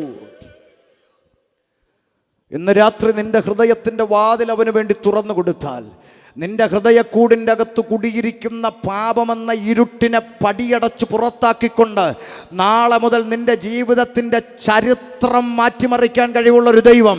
ഇന്നലെ വരെ ഈ സമൂഹത്തിൽ നീ കൊള്ളത്തില്ലെന്ന് പറഞ്ഞവനാണെങ്കിൽ, നിന്നെ കൊണ്ട് ആർക്കും പ്രയോജനമില്ലെന്ന് പറഞ്ഞെങ്കിൽ, നീ ഭൂമിക്ക് ഭാരമാണെന്ന് പറഞ്ഞെങ്കിൽ, നീ ചത്തങ്കി കൊള്ളാരുന്നെന്ന് പറഞ്ഞെങ്കിൽ, നിന്റെ കുടുംബത്തിൽ പോലും നിനക്ക് വിലയില്ലാത്തവനാണെങ്കിൽ, ഇന്ന് രാത്രി ഷമീർ പറയുന്നു, ഹൃദയത്തിൻ്റെ വാതിൽ യേശുവിന് വേണ്ടി തുറന്നു കൊടുത്താൽ നാളെ ഈ പട്ടണത്തിൽ നിന്റെ ചരിത്രം മാറ്റിമറിക്കാൻ, നിന്റെ ജീവിതത്തിന്റെ ചരിത്രം മാറ്റിമറിക്കാൻ, നിന്റെ അഡ്രസ് മാറ്റി എഴുതുവാൻ കഴിവുള്ളൊരു ദൈവം ഇന്ന് രാത്രി നിന്നെ വിളിക്കുന്നു. ഹൃദയത്തിന്റെ വാതിൽ യേശുവിന് വേണ്ടി തുറന്നു കൊടുത്താൽ നിന്റെ തലമുറയുടെ ചരിത്രം മാറ്റിമറിക്കാൻ, നിന്റെ ജീവിതത്തിന്റെ ചരിത്രം മാറ്റിമറിക്കാൻ കഴിവുള്ളൊരു ദൈവം ജീവിക്കുന്നു. അവന്റെ നാമം അത്ര യേശു ക്രിസ്തു. യേശു ഉയർത്തെഴുന്നേറ്റു. തീർന്നില്ല. 40ഓളം പ്രാവശ്യം ശിഷ്യന്മാർക്ക് പ്രത്യക്ഷനായിക്കൊണ്ട് യേശു സ്വർഗാരോഹണം ചെയ്യും മുമ്പ് ഒരന്ത്യ കൽപ്പന കൈമാറി. ആ വാക്യം വായിച്ചുകൊണ്ട് പ്രസംഗം നാളത്തേക്ക് തുടരും എന്നിടുകയാണ്. വായിക്കാം. മർക്കോസിന്റെ സുവിശേഷം 16-ാം അധ്യായം 15-ാമത്തെ വാക്യം. ആമേ, വാക്യം വായിക്കാം. 16-15. മർക്കോസ് 16-15. ഉയർത്തെഴുന്നേറ്റ യേശു ക്രിസ്തുവിന്റെ അന്ത്യകൽപ്പന. പിന്നെ യേശു അവരോട്, നിങ്ങൾ ഭൂലോകത്തിലൊക്കെയും പോയി സകല സൃഷ്ടിയോടും സുവിശേഷം പ്രസംഗിപ്പിൻ. മതി. എന്തിനാടോ ഉപദേശിമാരെ ഇങ്ങനെ തൊണ്ട കീറുന്നത്? എന്തിനാടോ ഉപദേശിമാരെ ഇങ്ങനെ മൈക്ക് കെട്ടിവെച്ച് അലറുന്നത്? എന്തിനാടോ ഞങ്ങളെ ഉറങ്ങാൻ സമ്മതിക്കാതെ ഇങ്ങനെ ശല്യപ്പെടുത്തുന്നത് എന്നൊക്കെ ചോദിക്കുന്നെങ്കിൽ പ്രിയപ്പെട്ട നാട്ടുകാരെ, അരുമനക്കാരെ, കൂടപ്പിറപ്പുകളെ, സഹോദരങ്ങളെ, സ്നേഹത്തോടെ പറയട്ടെ, ഇത് വാശി തീർക്കാൻ ചെയ്യുന്നതല്ല, ഇത് ദേഷ്യം തീർക്കാൻ ചെയ്യുന്നതല്ല, ഇത് നിങ്ങളെ ബുദ്ധിമുട്ടിക്കാൻ ചെയ്യുന്നതല്ല. ആമേൻ. ഉലകത്തെ നിർമ്മിച്ച മഹാദൈവത്തിൻ്റെ കൽപ്പന സകല സൃഷ്ടികളോടും സുവിശേഷം പ്രസംഗിക്കണം. ആ കൽപ്പന ഞങ്ങൾ അനുസരിക്കുന്നതേ ഉള്ളൂ. ആരെയും വിഷമിപ്പിക്കാനല്ല സുവിശേഷയോഗം നടത്തുന്നത്. ഈ സത്യം അറിയാതെ ഒരു മനുഷ്യൻ പോലും നരകത്തിൽ പോകരുതെന്ന് ദൈവം ആഗ്രഹിക്കുന്നത് കൊണ്ട് ഈ സുവിശേഷം സകല സൃഷ്ടിയോടും പ്രസംഗിക്കണം. അന്ത്യകൽപ്പന ശിഷ്യഗണത്തിന് കൈമാറിക്കൊണ്ട് യേശുക്രിസ്തു സ്വർഗാരോഹണം ചെയ്തു. തുടർന്ന് എന്ത് സംഭവിച്ചു എന്ന് നമുക്ക് നാളെ ഫൈനൽ ഡേയിൽ ചിന്തിക്കാം. നാളത്തെ പ്രസംഗം കൂടി കേട്ട് തീർന്നിട്ട് വേണം തീരുമാനമെടുക്കാൻ. പൊട്ടന്മാരെ പോലെ ഇവർ തുള്ളുന്നത്, കമ്മലും മാല ഊരിക്കളഞ്ഞ് കൊട്ടിപ്പാടി കലവിലവിലാന്ന് എന്തൊക്കെയോ പറഞ്ഞ് തുള്ളിച്ചാടുന്ന ഈ കൂട്ടര് അബദ്ധം പറ്റി ഇറങ്ങിയതാണോ? ന്യായമായി ലഭിക്കേണ്ടുന്ന 1 സെന്റ് ഓഹരി പോലും തരത്തില്ലെന്ന് കുടുംബക്കാർ പറഞ്ഞിട്ടും, നീ വെള്ളത്തിൽ മുങ്ങിയിട്ട് ഇതിൻ്റെ അകത്ത് വന്നാൽ നിന്നെ ഇവിടെ കെട്ടിത്തൂക്കുമെന്ന് കെട്ടിയും പറഞ്ഞിട്ടും, അടിയും ഇടിയും നിന്ദയും പരിഹാസവും സഹിച്ച് കൂട്ടം ഇറങ്ങിത്തിരിച്ചത് ഒരു കുഞ്ഞുകളിയാണോ ഇല്ലയോ എന്ന് നാളെ രാത്രി നിങ്ങൾക്ക് തീരുമാനിക്കാൻ അവസരമുണ്ട്. അതുവരെ കാത്തിരിക്കാം. ഇന്ന് രാത്രി കർത്താവ് വന്നില്ലെങ്കിൽ നാളെ രാത്രി നമുക്ക് വചനം ധ്യാനിക്കാം. ദൈവം നിങ്ങളെ അനുഗ്രഹിക്കട്ടെ. നിയോഗിക്കപ്പെട്ടവർ ഇന്നും പ്രാർത്ഥിച്ച് അവസാനിപ്പിക്കട്ടെ. നാളെ നമുക്ക് ഒരു പാട്ടൊക്കെ ഇട്ട് പാടി ആരാധിച്ച് അവസാനിപ്പിക്കാം. ദൈവം നിങ്ങളെ അനുഗ്രഹിക്കട്ടെ.